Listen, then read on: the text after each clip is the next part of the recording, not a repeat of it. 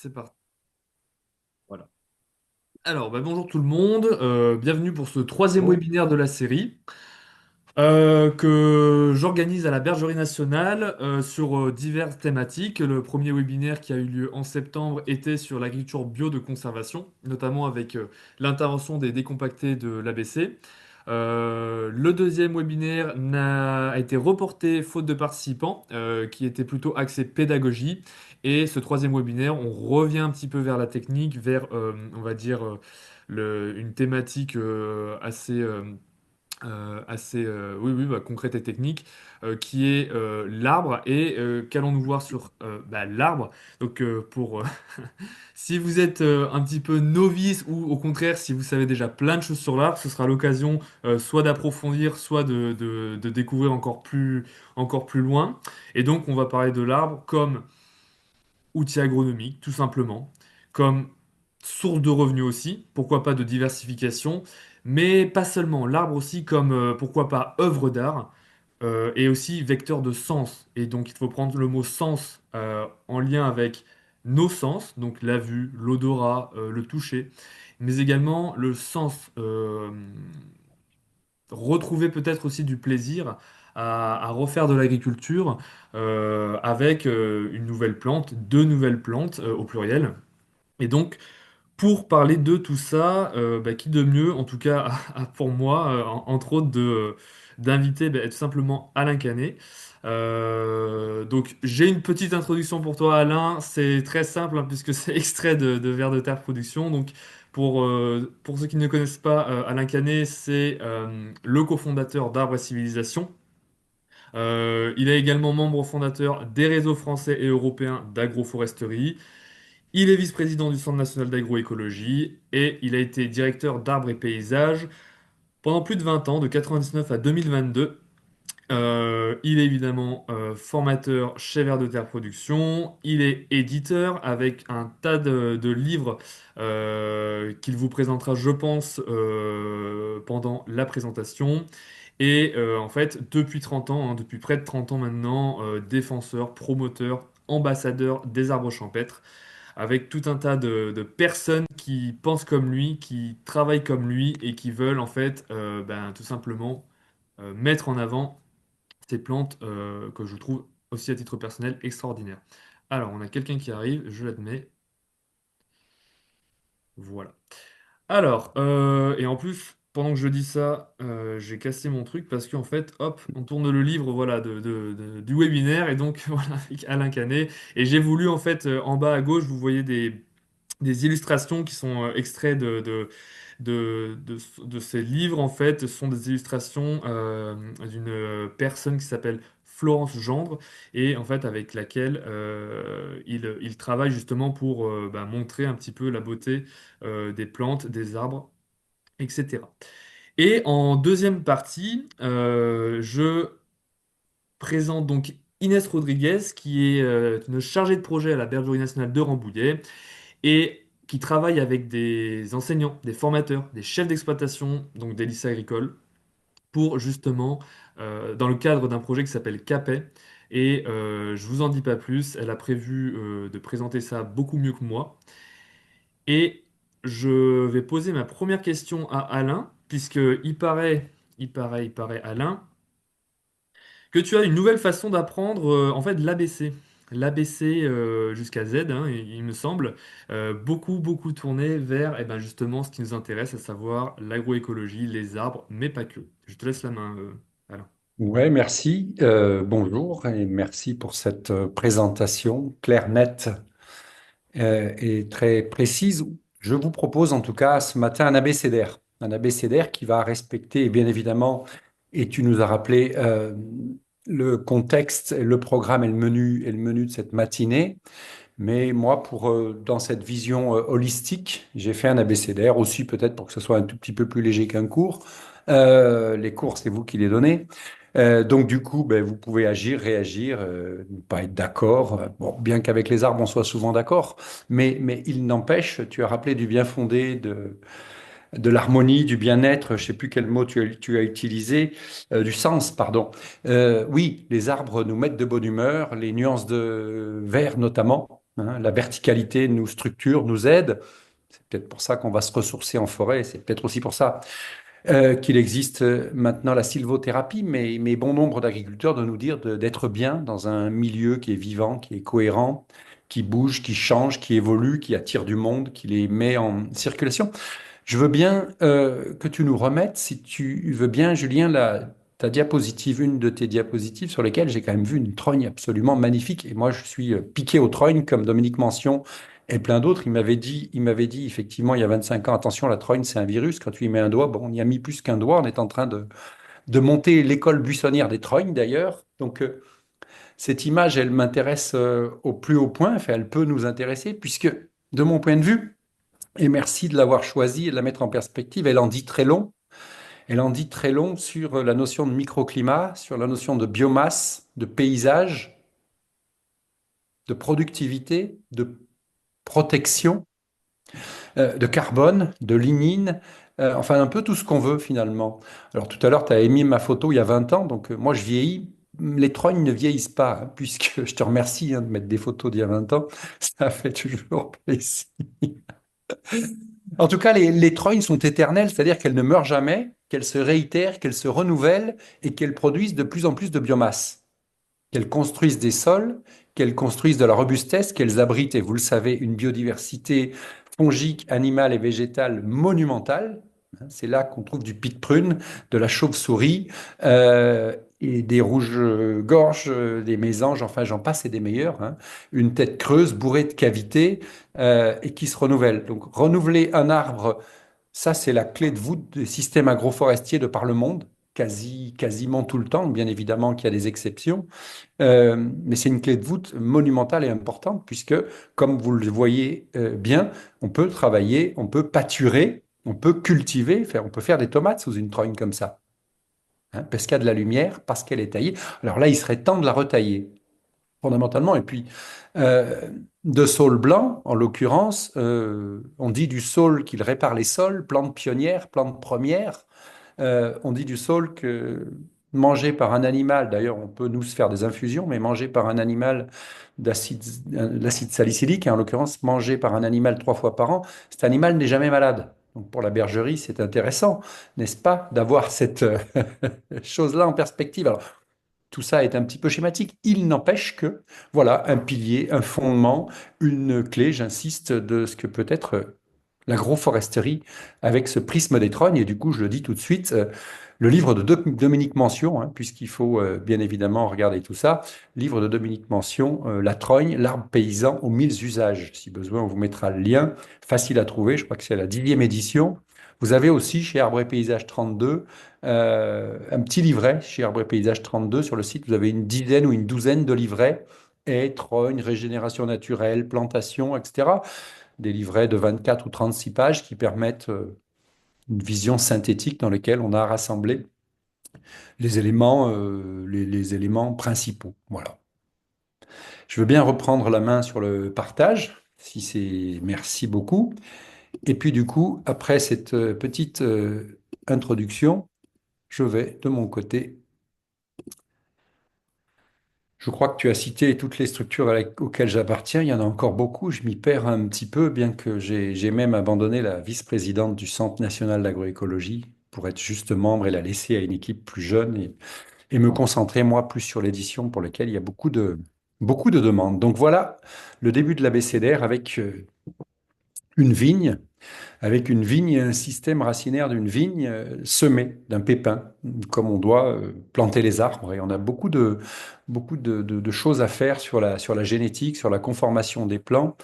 Du coup, c'est quelque chose qui est extrêmement important. Je vous présente rapidement le livre que j'ai écrit qui s'appelle Éloge des indisciplinés et qui présente une cinquantaine de plantes dont 45 totalement détestées, mauvaises, qui puent, qui piquent, qui sont le chardon, le chien-dent, le liseron, le datura, j'en passe et des meilleurs, et pour lesquels je leur donne quelques vertus agronomiques, la renouée du Japon, puisqu'il n'y en a aucune qui est envahissante, il n'y en a aucune qui pose problème, elle nous donne juste un état des lieux, une alerte, hein. C'est des travaux que vous connaissez de Gérard Dussert, dont je vous invite à relire les bouquins. Il y en a un qui vient de sortir en ce moment sur cette bioindication. Pourquoi ces plantes poussent à tel moment, dans telles conditions, et qu'est-ce qu'elles expriment et qu'est-ce qu'elles veulent nous dire. Rappelons, puisqu'on est en bio ce matin, et c'est très important d'être en bio ce matin, rappelons que avec la chimie a essayé d'éliminer les mauvaises herbes pendant 60 ans, elle n'y est pas arrivée. La bio, depuis des millénaires, avec tous les outils, la main, la ferraille, le cheval, le machin, le truc, on n'y est pas arrivé non plus. Donc ça pose vraiment une question dans cette boucle de l'agroforesterie que je mets tout de suite dans l'agroécologie. Parce que faire de l'agroforesterie sans faire d'agroécologie, à mon avis, c'est se tromper de sujet, et on l'a beaucoup trop fait au début, parce que c'était plus simple. L'agroécologie a trois piliers fondamentaux, me semble-t-il, l'agroforesterie, la couverture végétale dynamique des sols, et puis, je l'ai un peu évoqué, la génétique, la conformation, et tout un tas de choses sur des périodes, sur des modalités d'application. Donc, moi, j'essaie d'être modestement un agroforestier, mais dans une boucle où je n'oublie pas le sol, sa vie, sa ration en carbone, parce que planter des arbres dans des sols nus, désertiques, travaillés, ben, ça ne sert pas à grand-chose, et même ça dessert. Et même ça dessert, puisque là, ils vont devenir compétiteurs. Hein. Dans un premier indicateur, tu nous as rappelé du bon vouloir du résultat, du revenu, du rendement, de la valorisation. Encore faut-il faire cet état des lieux, dont je reparlerai, avant de planter un arbre. Pour info, comme tu as déjà raconté ma vie, je vais dire une bricole, parce que ça me paraît important, qui plus est aujourd'hui. Moi, mes parents ont commencé l'agriculture biologique en 1969 et ils ont toujours été agroforestiers. C'est-à-dire que tous les jardins, tous les animaux, on faisait du lait, toutes les cultures étaient, les prairies principalement, mais pas que, étaient sous les arbres. Mais par contre, on a cultivé, on a labouré, on a sarclé, on a biné, on a passé des herses et on a beaucoup érodé. Dans les coteaux du Gers, en bio, on a beaucoup érodé. C'est pour ça que je fais ce métier. Hein, si je dois vous délivrer un secret, je fais ce métier parce que je n'ai pas supporté de 14 à 18 ans de voir la terre partir. Alors on se battait avec mon frère pour conduire le tracteur 4 roues motrices, sauf que la terre partait, et que les orages étaient violents, ils le sont encore plus maintenant. On est toujours, hein, et vous le savez probablement, on est toujours à un peu plus de 95% de nos agricultures, toute agriculture confondue, qui perdent de la matière organique, qui compactent, qui bloquent et qui oxydent les sols. Donc on n'est pas sorti de l'affaire. Le Gers, dans lequel je suis depuis 40 ans, est le premier département bio de France, mais aussi est le premier département qui va devenir un désert. Pas que pour la bio, mais pour toutes les agricultures. Donc ça, il faut se le dire, c'est pas simple.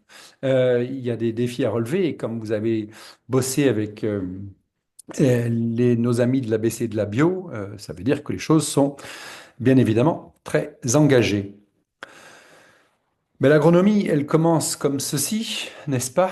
Puisque ça, c'est ce qu'on rêve d'avoir. Et le ver de terre, qui est notre centre de formation et notre chaîne YouTube, parmi d'autres, euh, nous dit bien il en faut, et il en faut globalement, ça c'est pour les élèves, 2 steaks par mètre carré.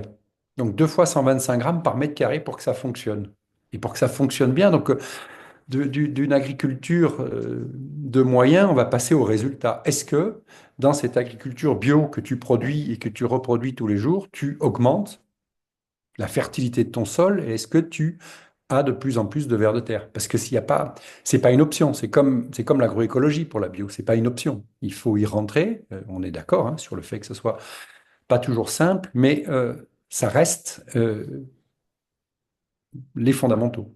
Voilà. Dans ce principe d'agroforesterie et dans cet abécédaire et de l'arbre agricole, ça veut dire que quand il y en a trop, on les enlève. Tu citais arbres et paysages. Alors, il faut citer arbres et paysages 32 en l'occurrence, hein, parce qu'il y en a plein des arbres et paysages. Il y a des missions bocage, il y a des prom-haies, etc., etc. Ben oui, arbres et paysages. Une association fondée, comme plein d'autres, en 90 officiellement, pour produire, protéger, prévenir hein, la dose d'épée au service des agriculteurs. Donc, fondamentalement, n'ayons pas peur de le dire, des arbres paysans, des arbres taillés, des arbres gérés. La haie, en premier lieu, qu'on voit sur cette image, elle est toujours taillée, elle est jamais naturelle. Elle peut pousser spontanément, et c'est même souhaitable, mais elle est taillée, valorisée, au bon moment, dans les bonnes périodes. Donc, notre métier, c'est bien la dilution, la répartition de l'arbre dans le territoire. Vous voyez qu'il y a un territoire où il n'y en a pas assez, et puis dans la vignette, un territoire où il y en a trop. Trop a priori. Sur la petite vignette, c'est le piémont pyrénéen, dans les Hautes-Pyrénées, où vous avez ici une abondance à 40 ou 50 pieds hectares, parfois un peu plus de frênes. Et ces espaces-là, qui sont des espaces pâturés par les moutons dans lesquels on fait du fromage, sont en train d'être abandonnés pour différentes raisons. C'est plus facile de faire du fourrage dans la plaine, c'est plus facile de donner de l'aliment aux brebis plutôt que de les faire garder par des bergers sur des espaces et des estives. En tout état de cause, ici, il y a une perte sèche de biodiversité parce que le frêne est en train de tout envahir. Alors, peut-être que la calarose remettra tout à plat. Et je parle de cette image parce que, alors, on y travaille, et les paysans y travaillent, les techniciens aussi, de la réouverture de ce milieu, parce qu'un milieu qui est dominé par une plante pendant longtemps, il va vraiment s'appauvrir, mais il s'appauvrit sur toutes ces paysans, de ses ressources en fromage, et il s'appauvrit des quelques paysans qui restent, qui font monter la paille de la plaine. Donc la paille qui est pleine de raccourcisseurs notamment, alors que le bois broyé, dans cette économie dont on doit parler, le bois broyé est la meilleure des litières. Hein, quand on parle de circuit court, quand on parle de production locale, de valorisation, de carbone frais, de lignine, donner de la feuille, comme on le dit, aux animaux en période de disette et en période sèche, de récupérer la branche de la broyer, c'est pas une économie, c'est une triple économie de l'ombre, de la feuille à manger et de la litière pour l'hiver. Et c'est ce que nous dit la Trogne quelque part, et c'est ce que nous dit l'agroforesterie, et c'est ce que nous montre dans cette mutualisation des moyens, dans ces coopérations, dans cette trajectoire de la fertilité, ce que l'on peut faire. Donc, quelle dose d'arbres voulons-nous et comment allons-nous les utiliser? Petit retour sur la photosynthèse dans la question de l'atténuation, c'est-à-dire que on pourrait, sur le territoire français, sur l'Hexagone, les mesures satellitaires sont aujourd'hui extrêmement intéressantes et précises. Super outil d'aide à la décision, de caractérisation et l'état des lieux, j'y reviens rapidement, mais aussi nous montre que dans beaucoup de territoires, on pourrait multiplier par 3 l'activité photosynthétique. Et multiplier par 3 l'activité photosynthétique, grâce à l'agroécologie, il fut un temps où un ministre avait inventé le 4 pour 1000, et c'était tout sauf déconnant, parce que là, il y avait une vraie ambition agronomique. Une vraie ambition agronomique qui fait converger toutes les agricultures vers moins d'intrants, moins de mécanisation, donc des coûts de production qui diminuent, hein, et des rendements qui augmentent. Sur les 25 000 fermes que nous paramétrons aujourd'hui en agroécologie, elles gagnent toutes un peu mieux leur vie que les autres. Et c'est surtout les coûts de production qui ont baissé. Les rendements sont somme toute à peu près les mêmes, bio comme conventionnel, un peu supérieurs au bout de 7-8 ans. Je vous donne des moyennes de moyennes, hein. On va trouver des exemples, des extrêmes évidemment.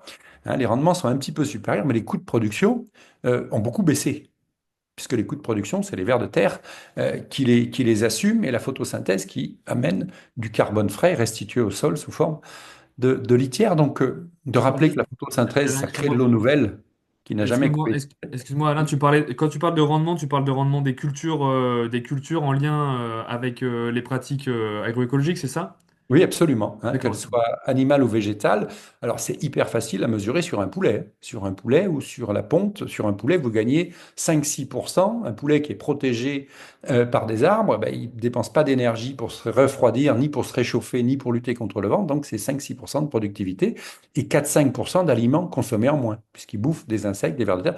Donc, on peut mesurer ça sur le blé, on peut mesurer ça sur toute forme de culture et d'agriculture. C'est pas toujours simple, hein. Mais quand on arrive à avoir les chiffres de la comptabilité agricole, ce qui est encore moins simple, hein, de faire donner des chiffres à un paysan, c'est le truc le plus dur au monde, mais, mais on y arrive, hein, on est un peu des maquignons, donc à table, on arrive à faire cracher parfois le morceau. Euh, de rappeler dans nos enseignements convergents, là aussi, du bien fondé de la photosynthèse, euh, qui refroidit. L'élément refroidissant, c'est la photosynthèse. Elle atténue le gel, mais elle atténue la canicule. Hein. Et deuxième livre que je peux citer, c'est celui d'Ernst Zürcher. Ernst Zürcher, Les arbres entre visible et invisible. Et rentre, Ernst, c'est l'équipe de Francis Allais. Francis Allais, c'est le plaidoyer pour l'arbre, mais Ernst Zürcher, scientifique suisse de très haut niveau, entre parenthèses, qui rebat les cartes de ce que c'est qu'un arbre, comment ça fonctionne, avec beaucoup de science, mais une vulgarisation, c'est chez Actes Sud, une vulgarisation, somme toute, c'est un livre qui est déjà traduit en 5 ou 6 langues, qui a presque le même succès que celui de Peter Wohlleben, La vie secrète des arbres, sauf que ce qu'il raconte lui, c'est vrai. L'autre, c'est plutôt de la poésie. Mais bon, la poésie, ça nous fait du bien, hein. On s'est souvenu du bien-être, etc. Voilà, l'atténuation. La biodiversité, vaste sujet, je l'illustre ici rapidement avec le cortège de la haie, les oiseaux migrateurs, de ce brassage planétaire. J'aime bien l'idée de Gilles Clément du Jardin planétaire et j'aime bien l'idée du végétal local que j'ai participé à créer, mais aussi et surtout du végétal global. Il n'y a pas de frontières et aujourd'hui, toutes les plantes seront nécessaires pour recoloniser les écosystèmes. Et pour les nourrir, ici, le lierre avec des abeilles, un papillon, une coccinelle, une plante qui, dans 50% des cas, est mal aimée, mal comprise. Et si on parle de biodiversité, ben autant mettre des chaînes alimentaires en place, autant les respecter et autant faire en sorte qu'il y ait tous les maillons. Jamais, jamais et ô combien jamais, hein, le lierre a fait mourir un arbre qu'il ait endommagé un mur en terre humide et qu'on l'ait arraché, que ça ait fait tomber une partie du mur, probablement. Qu'il ait dépassé un cerisier en train de crever, oui. Mais le lierre ne fait pas mourir les arbres. La Hulotte, le journal le plus lu dans les terriers, nous le rappelle du bien fondé de cette plante qui est nécessaire et dans la maille agroforestière, elle est vitale, bien évidemment, hein. Donc, ça veut dire que tous les agriculteurs avec lesquels on travaille, on leur bourre la tête, enfin on leur bourre pas la tête parce qu'ils voient bien, ils voient bien et dès qu'on parle de chauve-souris, dès qu'on parle de floraison tardive, ça rentre bien évidemment dans cette boucle-là. Tu l'as dit, Julien, euh, n'hésitez pas à intervenir, hein. N'hésitez pas. Il m'arrive de dire des trucs faux, des trucs approximatifs, des trucs avec le végétal. Francis Allais m'avait prévenu, on en apprend tous les jours. L'animal, on le caractérise, hein. Un agneau, c'est un agneau. Les arbres, c'est beaucoup plus compliqué, sans vouloir les comparer.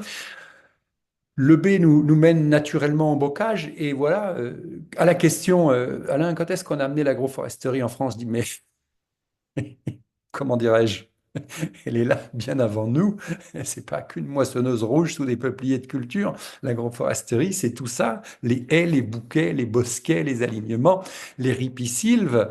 Euh, voilà un pilier central du système agroforestier. Cette image, elle nous dit aussi que là, il y a une forme d'abandon de ce bocage, ce qui est un problème parce que dans notre vocabulaire d'agroforestier, ce bocage est gras.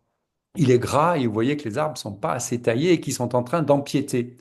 Et c'est ça qui pose problème dans la lecture des paysans du moment, bio comme conventionnel. J'ai des bio par chez moi qui arrachent les arbres parce qu'ils font de la concurrence et aussi. Et bon, c'est comme ça. En tout état de cause, ben, ces arbres, il faut les tailler, il faut les valoriser. Ça tombe bien, on a besoin de se chauffer. Il neige dans certains coins, il commence à geler. Et quand les haies sont trop grasses, et qui plus est, ici, le chêne domine, le chêne a peu de symbiose mycorhizienne avec peu de culture.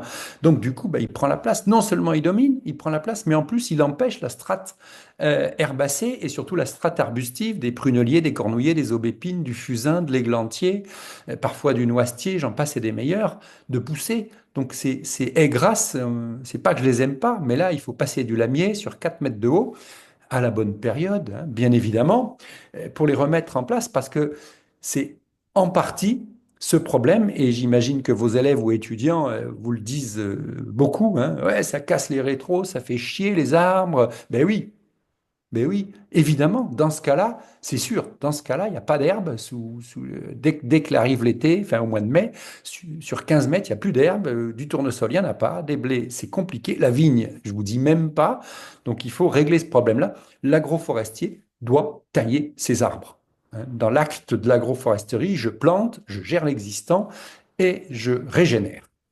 Alors justement, petite question, attends, est-ce que tu peux revenir sur le Je bocal? Moi, j'ai peux. une petite question vis-à-vis en fait d'une petite crainte que peut-être certains pourraient avoir sur à quel degré, comme tu expliques ici, tu as un bocage gras, donc c'est Oui, intéressant. enfin, c'est mon mot, mais Non, mais c'est très bien. Euh, épais.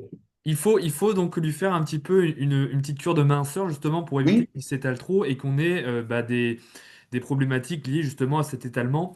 Euh, comment est-ce que tu envisages justement la taille? Est-ce que, vu que ce sont des chaînes, on peut y aller? Est-ce que ça va repartir? En fait, c'est surtout quand on a des gros arbres bien formés, bien conformés, puisqu'en fait, on les laisse librement exprimer en fait leur architecture. Euh, En fait, est-ce qu'il y a des peurs à avoir sur le fait de tailler trop fort, trop ras? Voilà, comment tu peux apporter un peu une explication là-dessus? Très bonne question. Enfin, tu poses que des bonnes questions, toi. T'as quand même une tête de premier de la classe, donc normal, quoi. En tout état de cause, je vais peut-être me reconcentrer. Ouais, bien sûr, et mon invitation, et merci de ta remarque, en tout cas, mon invitation, elle est bien de dire qu'une haie, ça se taille régulièrement. On n'est pas là pour faire des grosses plaies, pour faire des grosses coupes, et du bien fondé de cette taille et de cette valorisation. Hein, là, on a abandonné parce que Exode, parce qu'énergie fossile pas chère, hein, les choses ont changé depuis 5 ans, hein, et on voit des haies qui sont retaillées, alors parfois trop. Là, en l'occurrence, sur un bocage comme celui-ci, il y a pas grand peine, on ne touche pas à l'architecture première de l'arbre, on va tailler de la branche basse, ça va être un peu sévère, hein, mais c'est de la branche qui a déjà un peu dominé, donc qui est limitée. Il existe des lamiers, il existe plusieurs types d'outils. Le lamier est l'outil adapté, c'est pas parfait, hein, c'est pas parfait, mais l'arbre s'en remet très bien. Rappelons que les arbres, c'est fait pour résister à la tempête, à la foudre, au vent, au feu, à l'ours qui les casse pour choper les pommes, etc., etc. Donc, oui, il y a des opérateurs. Vous avez 80 opérateurs à peu près dans l'Hexagone, 80 opérateurs qui sont formés, informés, qui peuvent faire un plan de gestion ou en partie un plan de gestion sur une parcelle ou sur un îlot et de ce plan de gestion déterminer avec l'agriculteur, le conseiller, les modalités de mise en œuvre, hein, puisqu'il y a une règle générale qu'on doit appliquer, adopter, éventuellement mutualiser des entreprises de travaux agricoles, des associations, des CUMA, des SIC, hein, qui font ce boulot autour du bois énergie, autour du bois litière, autour du bois fourrage. En tout cas, cette image nous montre qu'il y a une ressource absolument incroyable, notamment une ressource énergétique qui est démesurée, qui prend de la valeur aujourd'hui, et pour lequel on peut aussi discuter de la surutilisation, hein. Ce plan de travail permet aussi de caler les fréquences, à dire voilà, cette année on touche ça sur telle hauteur, dans telles conditions, pour pas appauvrir le milieu, parce que si on tape trop sur la haie, vous savez qu'il y a des unités de chaleur aujourd'hui, donc le débat est relancé sur euh, laisser la haie, laisser le producteur et couper et récupérer que la branche. Globalement, la pousse de l'année. Donc, si on taille tous les 3 ans, on récupère 3 ans de production et de productivité. Voilà, mais ça se fait, et ça se fait bien. Dans le B, il y a la botanique. Il faudra quand même que j'oublie pas de laisser du temps aux questions et à Inès. Donc, jusqu'à quelle heure enfin, j'ai combien de temps? Bah, grosso modo, là, ça fait une petite demi-heure. Oui. De manière générale, Inès aura besoin, je pense, d'un bon 20 minutes hein, pour Ouais, d'accord. présenter. Donc, je vais 15 15-20 accélérer. minutes. minutes. 15 Ouais. minutes, ça me va. Oui, non, mais Non, non, voilà. mais je vais accélérer un peu. Puis aussi parce qu'il faut qu'il y ait il faut qu'il y ait du débat. Bah, voilà, si jamais encore une fois vous avez des questions, j'en profite, hein, soit dans le chat, soit vous levez la main avec réagir et on prend votre question. Il n'y a aucun souci. La botanique. Tout agroforestier doit être agronome, doit être architecte du vivant, doit être spécialiste de la physiologie, doit connaître les règles de l'aménagement, doit connaître un peu le monde paysan, etc. C'est des métiers multiples. Dans ce métier, la botanique, c'est quand même un peu un préalable, hein, de connaître les assemblages possibles, de connaître les conditions, la pédo, de ce que l'on peut faire avec globalement 80 plantes, hein. On va trouver à peu près 80 plantes dites spontanées, dites locales, même si ça veut rien dire, parce que beaucoup ont beaucoup voyagé déjà avant d'être là. Donc ici, de la lisier terminale, du poirier, de la viande, du fusain, du chèvrefeuille, de l'orme, du cornouiller sanguin, du néflier, de l'amandier, du cormier, etc., etc. Donc du bon assemblage, mais aussi évidemment de cette diversité, hein, pilier de la haie champêtre, de la diversité et de cet échelonnement des baies, des fleurs. Si on veut de la biodiversité, encore faut-il la nourrir, encore faut-il donner des capacités d'hébergement, de reproduction et des zones de quiétude. Donc de l'importance de nourrir tout le monde, tout le temps. Voilà un restaurant qui nous dit ici, vous captez du carbone en mangeant, puisque dans ce restaurant, tous les produits sont issus de l'agroécologie et 90% sont bio. Hein, vous voyez un agriculteur qui a planté il y a quelques années, l'autre qui vient de planter avec sa pelle sous le coude. Donc, l'effet de terre, il y a l'effet de serre, mais il y a l'effet de terre. On peut inverser la tendance et encore une fois, dans nos publics et dans l'enseignement, il nous faut des messages positifs, me semble-t-il, hein, je le mets dans le débat. Et dans les messages positifs, bah, c'est bien de se dire qu'il y a des perspectives, que manger, c'est pas qu'un acte négatif, que l'animal, le végétal peuvent être conjugués, parce qu'à chaque fois qu'on augmente la fertilité d'une parcelle, on peut en sortir un produit, quel qu'il soit. Hein. Et de se dire que en mangeant ou en buvant un canon, on stocke du carbone, on produit de la biodiversité, on produit de l'eau, on produit un microclimat et on crée de l'emploi, ça peut changer un peu ce côté punitif. Hein. Mange pas ci, fais pas ça, mets-toi là. Enfin, moi, je trouve ça, et dans les colloques de plus en plus, hein, ça s'est pas calmé. À Paris, par exemple, je sais pas si vous voyez où c'est Paris, mais première chose qu'on vous dit, on va pas manger de viande. Ouais, super, merci, bravo. Deuxième chose, ben, le vin, quand même, ça pollue. Ah ouais, ouais, ouais, ouais, putain, bravo, ça, c'est une vision des grands pontes, hein, des grands pontes de l'environnement qui vous expliquent que l'animal pollue. Ouais, enfin, pas tous. Et l'animal agroforestier sur lequel on peut se pencher sur des millions d'hectares en Espagne, au Maroc et du bocage français, c'est pas tout à fait la même chose. Donc, on peut manger en stockant du carbone. Donc, dans les définitions, ben, l'arbre outil de production avant tout, de contemplation et de protection. Produire et protéger, c'est ça qui nous anime. C'est de mutualiser deux mots qui s'opposent encore et qui s'opposent de plus en plus parce que les crises agricoles, parce que les crises de production, parce que les crises du sol, on a fait baisser les taux de matière organique. Donc du coup, chaque événement climatique est dur à amortir. La batterie sol est déchargée. Donc vous voyez, les paysans marocains, en haut à gauche, ils ont autant d'animaux que nous à l'hectare parce qu'ils ont des frênes fourragers. Donc ça, c'est une note d'espoir qui, de mon point de vue, est fondamentale. Les paysans marocains cultivent des frênes sur 200 000 hectares. Ah! Et moi, on me dit qu'il faut planter du pistachier partout, jusqu'en Normandie. C'est beaucoup plus compliqué que ça, la génétique, l'adaptation, la caractérisation et le trognage, puisque le trognage prolonge l'arbre, mais lui donne une résistance à l'aridité qui est 5 fois supérieure à peu près, d'après certains scientifiques. Si je continue en haut à droite, le Pata Negra, le fameux Pata Negra, c'est 2 millions d'hectares. En Extrémadure et dans les montados portugais en Extrémadure, en Espagne, où je produis du cochon, je produis des céréales, je produis du mouton et du taureau. Et sur 2 millions d'hectares, j'ai la preuve formelle que l'arbre hydrate le milieu qui se dessèche, puisqu'à côté, c'est un désert. Et je l'ai même survolé, ça fait peur.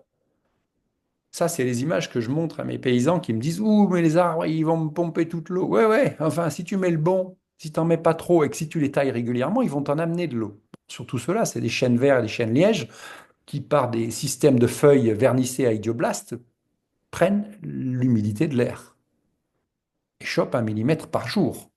30 jours, c'est 30 millimètres, à peu près. Hein.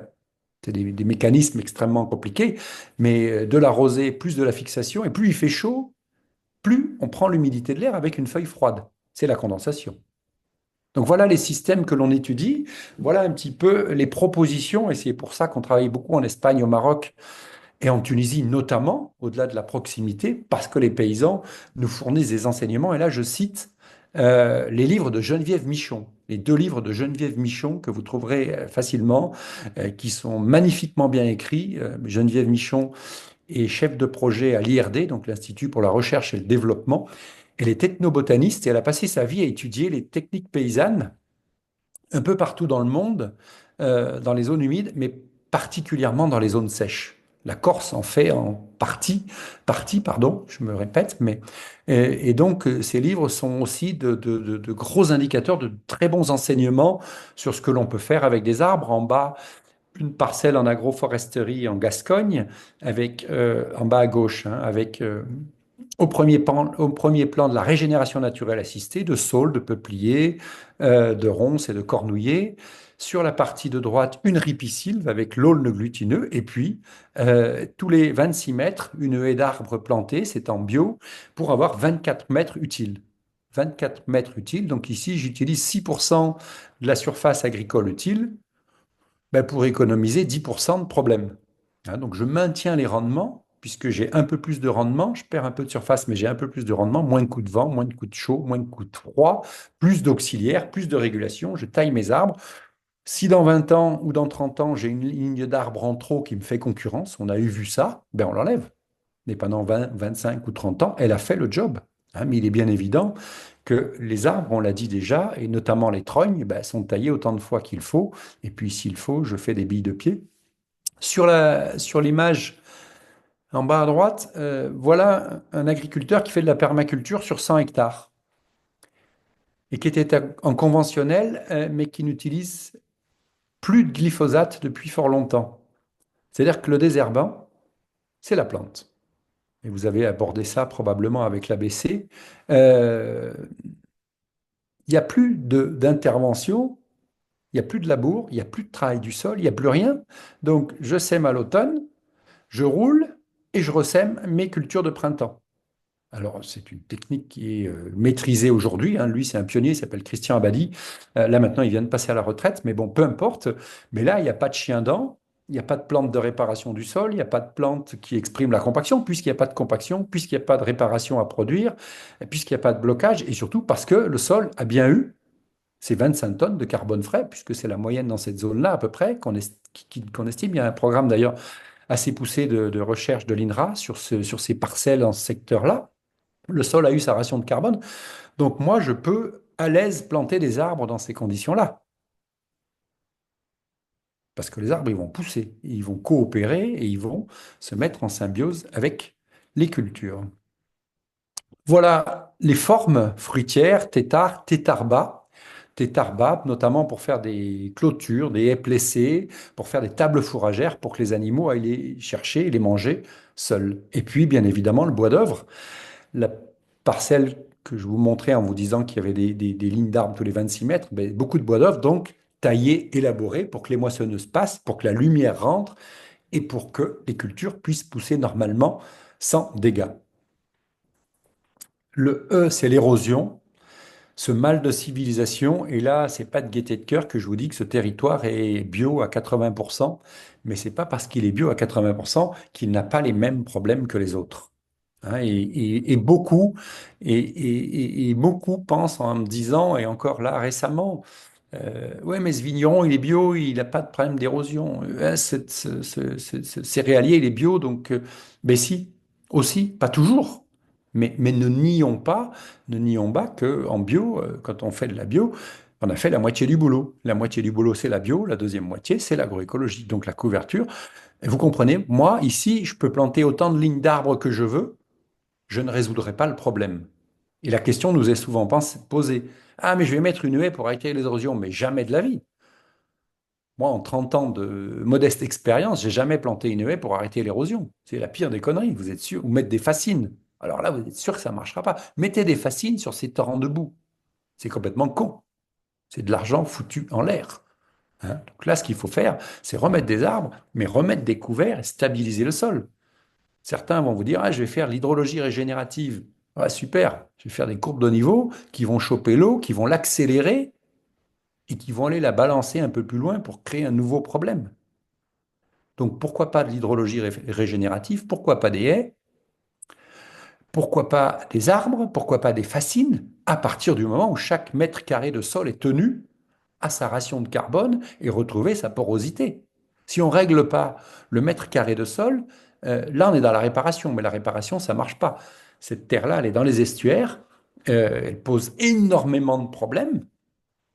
C'est pour ça qu'aujourd'hui, on a beaucoup, je vois partout, avant c'était chez nous, parce qu'on est un peu plus, on est dans le sud, mais bon, enfin, quand on est à Pau, on est aussi dans le sud, mais il pleut beaucoup, puisque les paysages sont verts, n'est-ce pas, à Montardon. Moi, dans le sud, dans le Gers, sur les coteaux du Gers, à Poil, où on a perdu l'élevage, c'est compliqué. C'est extrêmement compliqué d'arrêter l'érosion.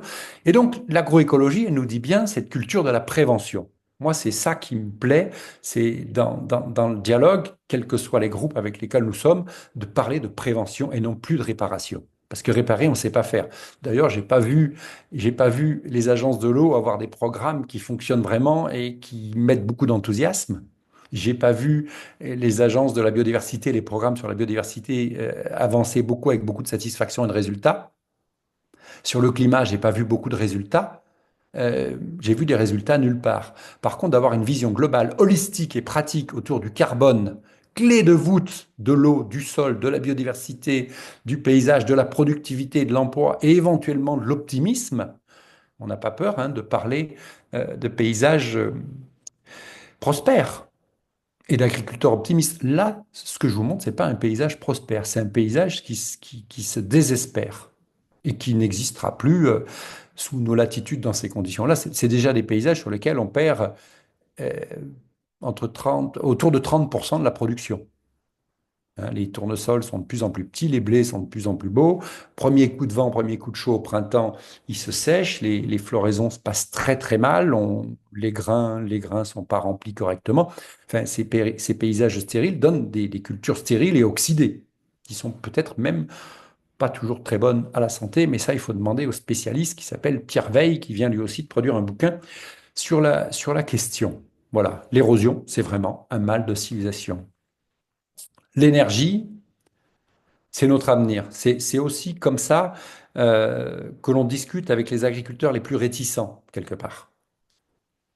Il n'y a pas d'agriculteur qui puisse être contre l'agroforesterie. Ça n'existe pas, j'en ai jamais rencontré. Jamais. Et pourtant, j'en ai cherché. J'en ai même appelé à l'aide pour des colloques et des choses comme ça, parce qu'ils sont contre l'agroforesterie. Ils se mettent au fond de la salle, ils gueulent. Mais c'est les premiers à venir vous poser des questions. Ah, tu as parlé de biomasse et tu dis que c'est nous les rois de la biomasse parce qu'on va plus pouvoir taper sur la forêt et que moi, si je fais une ligne de trunk tous les 50 mètres en Beauce, j'aurai de la biomasse. Ben ouais, ben oui. Tes éoliennes, elles tourneront comme pareil. Si tu as des éoliennes, c'est bien qu'il y a un problème de vent, pour le coup. Et moi, de voir ces forêts d'éoliennes, ça me désespère un peu parce que ça montre le dessèchement du territoire, la déshydratation de ce territoire. Mais oui, vous serez plus tard les rois de la biomasse. Moi, je suis à côté d'un truc qui s'appelle Airbus, qui fait des trucs qui volent, là, des avions, vous voyez. Il dit, ils rendent 20 smirmorques. Alors, c'est pas le bon exemple, mais ils rendent 20 smirmorques. Je sais qu'à Lac aussi, il y a de la cogénération. Enfin, vous le savez peut-être mieux que moi. Lac, je crois que c'est 15 smirmorques qui rentrent par jour de biomasse. Donc, cette biomasse, elle a une valeur. Est-ce qu'elle est bien utilisée? C'est pas le débat du jour.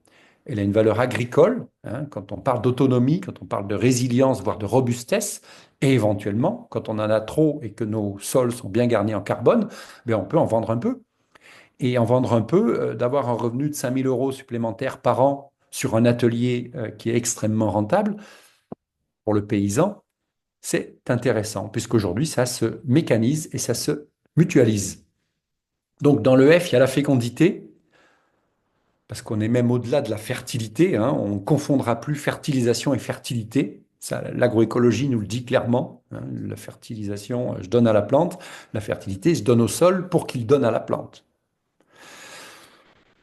L'énergie, le paysage, les sols féconds, l'écologie, la transmission.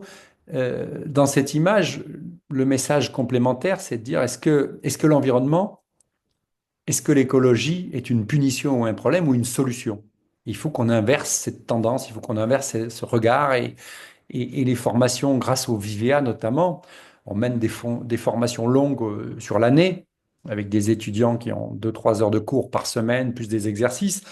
Mais dans les formations courtes type VIVEA, pour lesquelles les agriculteurs cotisent, parfois, parce qu'on intervient avec des gens qui viennent spontanément, mais on intervient aussi avec des gens qui viennent parce que leur groupe, parce que leur coopérative, parce que leur acheteur leur demande d'aller se former à l'agroforesterie. Et, et, et le premier jour, l'écologie, ça fait chier, l'environnement, c'est de la merde. Pas tous, loin de là, hein. Mais le deuxième jour, c'est comment on fait. Et oui, si l'écologie et l'environnement étaient la clé et la solution. Reste peut-être aussi, entre nous soit dit, aux écolos intégristes, quelque part, de regarder le sujet un peu plus profondément. On peut faire de l'écologie appliquée tout en produisant. Arrêtons de s'opposer, regardons. C'est pas la question de mettre de l'eau dans son vin. C'est pas bon l'eau dans le vin. Enfin, j'ai déjà goûté un peu, c'est pas terrible. Mais en tout état de cause, c'est de poser clairement le débat et de mettre du résultat et pas que des moyens. Du résultat. Si je parle du résultat, les 64 labels actuels n'ont pas de résultat sur la question agronomique, puisque tu l'as souligné, Julien, en introduction, il n'y en a pas dans aucun. Pour rien vous cacher, on est en train de réfléchir, au titre du Centre national d'agroécologie, on est en train de réfléchir à une application des produits de l'agroécologie. Pour les mettre en évidence, ça devait être de l'agroforesterie, mais tout le monde veut que ce soit de l'agroécologie et j'en suis ravi, vu que c'était un peu mon idée au départ. Et c'est pas une idée de gaieté de cœur, c'est juste dire, mais il faut sortir du lot, puisqu'il n'y en a pas. Alors, si les labels, si la bio, si la biodynamie, si je ne sais qui, je ne sais quoi nous dit, ben moi je veux venir aussi à l'agroécologie, je vais rajouter un arbre sur mon tampon, je veux... Très bien, et on coopérera, on discutera. L'idée, c'est pas de faire un label de plus, puisqu'il y en a 64. Et déjà qu'on y est tous perdus là-dedans, qu'on patauge. En tout état de cause, c'est donner un signal fort, c'est à la demande hein, de nos 25 000 paysans. Il y en a plus d'un tiers qui nous dit, je veux une marque de différenciation. Mon fromage, mon vin, mes légumes sont sur sol vivant. Je suis en bio, mais ils sont sur sol vivant. Je veux que ça existe. De notre point de vue, ça permettra d'engager du dialogue et ça permettra, espérons-le, à ce que de nouveaux agriculteurs qui se lancent en disant, ah ben voilà, moi effectivement, mon lait est reconnu comme tel. Si chez Biolay, ils créent un segment avec des fromages sur sol vivant, pour nommer quelques boîtes comme ça, vite fait, hein, mais peu importe, chez Bleu Blanqueur et d'autres, eh bien on ira. En tout cas, on y réfléchit assidûment. La fructification, la diversité, donc les mélanges, les semis, les couverts en bas à gauche, de tous les fruits que l'on peut en sortir, même si, en tout cas de mon point de vue, je l'ai dit sur l'érosion, l'agroforesterie, ça se fait pas seul, mais l'agroforesterie, de mon point de vue, c'est avant tout un outil agronomique.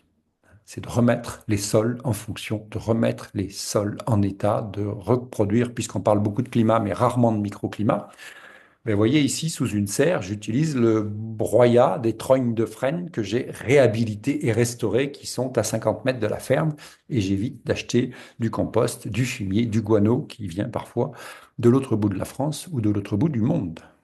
Donc la relocalisation, elle vient aussi sur le produit premier qui est l'agent de fertilité, la génétique, la récolte des graines. Et pourquoi pas la récolte des graines variées, mais aussi la récolte des graines dans des conditions plus arides, dans une région donnée, avec un contrôle, une surveillance, bien évidemment. Pour faire du jeune plant, eh bien, si je récolte sur une place qui a déjà subi du très sec, du très chaud, du très froid, du très venteux, j'ai une chance supplémentaire. C'est ce que font les paysans au Maroc. J'ai une chance supplémentaire d'avoir des arbres qui se reproduisent, qui résistent, qui ont imprimé dans leur gènes ces questions-là.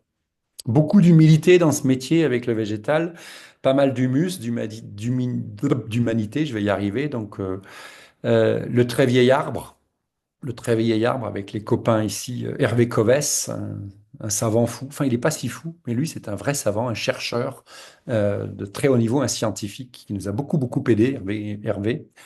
Euh, Marceau Bordarias, en haut dans l'arbre, architecte du vivant, qui a remis un peu à plat la taille de la vigne, la taille physiologique de la vigne, et qui a expliqué qu'on crée des maladies en taillant, notamment, hein, pas que, et que toutes les plantes avaient besoin de réserve et de repartir sur la réserve, qui plus est de ces plantes pérennes. On a beaucoup, hein, en verger, en vigne, on a beaucoup de dégâts, on a de la mortalité à 20 ans. Et puis le très vieil arbre, de par ses ressources génétiques, de par, on dit hein, qu'un vieux chêne, il augmente sa biodiversité, il double sa biodiversité tous les 10 ans. Donc ce plaidoyer-là, il me paraît extrêmement important, d'auxiliaire, de vie, de création d'humus, de création carbonée, de vie, de champs mycorhiziens, puisque tout est mycorhize.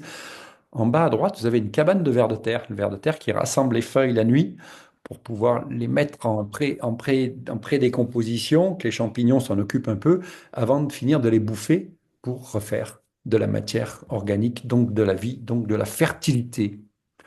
Voilà des différents paysages arborés, du marché en passant par le pré-verger, et puis ces paysages de bocage, dans lesquels j'ai haies, bosquets, forêts, qui nous montrent qu'il y a autant d'arbres hors la forêt que dans la forêt. Et c'est ça notre job. Notre job, c'est pas de dire faut taper dans la forêt, il n'y a que la forêt. On a beaucoup, beaucoup travaillé à expliquer que les arbres étaient aussi hors forêt, que les arbres étaient dans les champs et qu'ils avaient toute légitimité, toute raison d'être et qu'il fallait les comptabiliser. Depuis, le boulot est à peu près fait, à peu près organisé par les réseaux français notamment, et de données. Et là, on stocke beaucoup, beaucoup de carbone. puisqu'on stocke du carbone avec la prairie, qui a mauvaise presse, et on stocke du carbone avec les arbres. Donc le beefsteak ou le lait qui sort de ces espaces-là a des vertus absolument incroyables. Et c'est bien parce qu'on voit dans les formations longues de plus en plus, enfin de plus en plus, beaucoup de gens qui réinstallent l'élevage pour cette diversité, pour cette productivité, pour avoir du fumier, parce que sur certains coteaux, labourer des coteaux pour faire du soja, c'est les détruire. Donc l'élevage retrouve ses lettres de noblesse dans cette agroécologie pour lequel on a du mal à s'en passer. Moi, j'ai appris dans ma jeunesse que dans la bouse, il y avait des hormones de croissance pour les plantes et de fécondité pour le sol, et que les écosystèmes avaient beaucoup évolué avec les ruminants. Donc, on a gardé ça en tête et on essaie de cheminer avec. On présente dans le J une belle initiative de Marie-France Barry. On a un peu fait ça ensemble, mais des enfants des arbres, faire planter des arbres en agroforesterie exclusivement. Il y a 300 chantiers cette année sur tout l'Hexagone chez des agriculteurs. Donc l'agriculteur va dans la classe, les enfants vont chez l'agriculteur et plantent les arbres. C'est-à-dire que c'est un coup de main avec les parents, avec les enseignants, avec l'équipe technique de l'opérateur. Autant dire que ça suscite un enthousiasme totalement fou et probablement des vocations. Donc c'est des milliers de gosses qui sont touchés tous les ans sur des fonds privés. Donc ça veut dire que l'agriculteur bénéficie de plantation de 250 arbres à peu près en moyenne. Il est accompagné par un technicien et puis il est donné. Et c'est surtout pour croiser les regards et pour ramener du monde dans les fermes, parce qu'il y a beaucoup de gens qui sont un peu seuls, on ne sait pas trop ce qu'ils font, etc. Et c'est l'idée la plus simple qu'on ait eue ces 10 dernières années, c'est la plus efficace pour le coup, comme quoi, des fois. Autour d'un café, il peut se passer beaucoup de choses. Je reviens rapidement sur cette énergie parce que on en parle beaucoup et elle est invisible, cette énergie solaire qui passe par un panneau solaire qui s'appelle une feuille et qui produit tout ça, basse, haute, moyenne. Le bocage que je vous montre, c'est le marais Poitevin. Vous imaginez la quantité de plantes qu'il y a là-dedans. Et je vous montre le marais Poitevin parce que c'est une zone dans laquelle les animaux sont dans une quiétude absolue. Mais ça produit aussi beaucoup de biomasse et ça crée un microclimat euh, fabuleux. La ville, parce que ça existe et que sur 20 centimètres carrés, on peut faire des choses fabuleuses. Sur 20 centimètres carrés, on peut faire pousser une plante qui fait 15 mètres de long. C'est le cas ici, je crois que c'est à Paris, si ma mémoire est bonne. Et dans cette diffusion, dans cette dispersion des plantes, et pas que des arbres, puisqu'ici, beaucoup de lianes, évidemment, il faut rentrer dans le cœur de ville. Moi, quand on me dit on va démonter le parvis de la gare sur 1000 mètres carrés et on va faire un îlot de fraîcheur, je dis ouais, super, l'îlot de fraîcheur, il faut le faire dans toutes les rues. Et l'agroforesterie, elle nous dit ça aussi, il faut disperser. Le bois ne fait pas le microclimat de la prairie qui est à côté, jamais. Elle atténue de 5%, mais elle ne fait pas le job. Les 40 arbres qui seront plantés devant la gare Saint-Lazare, ils ne vont pas faire le microclimat de cette rue qui est à 1 kilomètre, hein. Jamais. Donc, il ne faut pas se tromper de sujet. Je ne dis pas qu'il ne faut pas le faire, je dis juste qu'il faut avoir cette idée de dispersion, cette programmation générale. Et là aussi, l'outil satellitaire et l'outil aérien d'en haut nous montre que ce soit en ville, puisqu'on y travaille régulièrement, et à la campagne, les carences. Lieu de vie, de reproduction, de germination. Voilà une belle ripisylve où on n'a jamais rien planté. L'acte de l'agroforestier, c'est de voir si on va venir récupérer un peu de bois. C'est tôle qui a plein de valeurs, y compris pour faire du mobilier notamment. Mais là, on n'a pas planté. D'accepter, de vérifier de cette régénération naturelle, de cette occupation.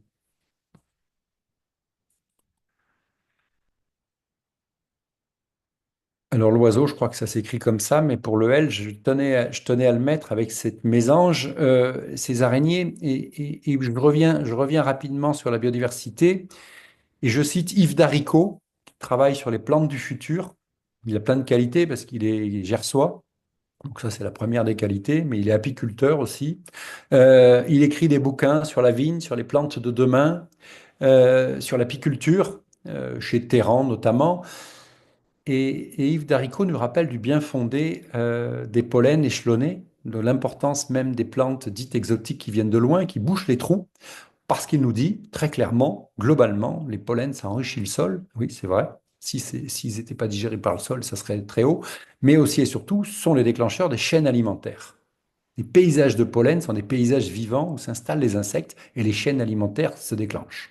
Ah, merci Yves de nous dire que la renouée du Japon fleurit en été et qu'on en a bien, bien besoin en dehors du faire, de faire du bon miel et de montrer que c'est une plante qui nous indique que le sol, que l'eau est polluée et qu'il ne faut pas l'éradiquer, il faut la laisser faire son boulot.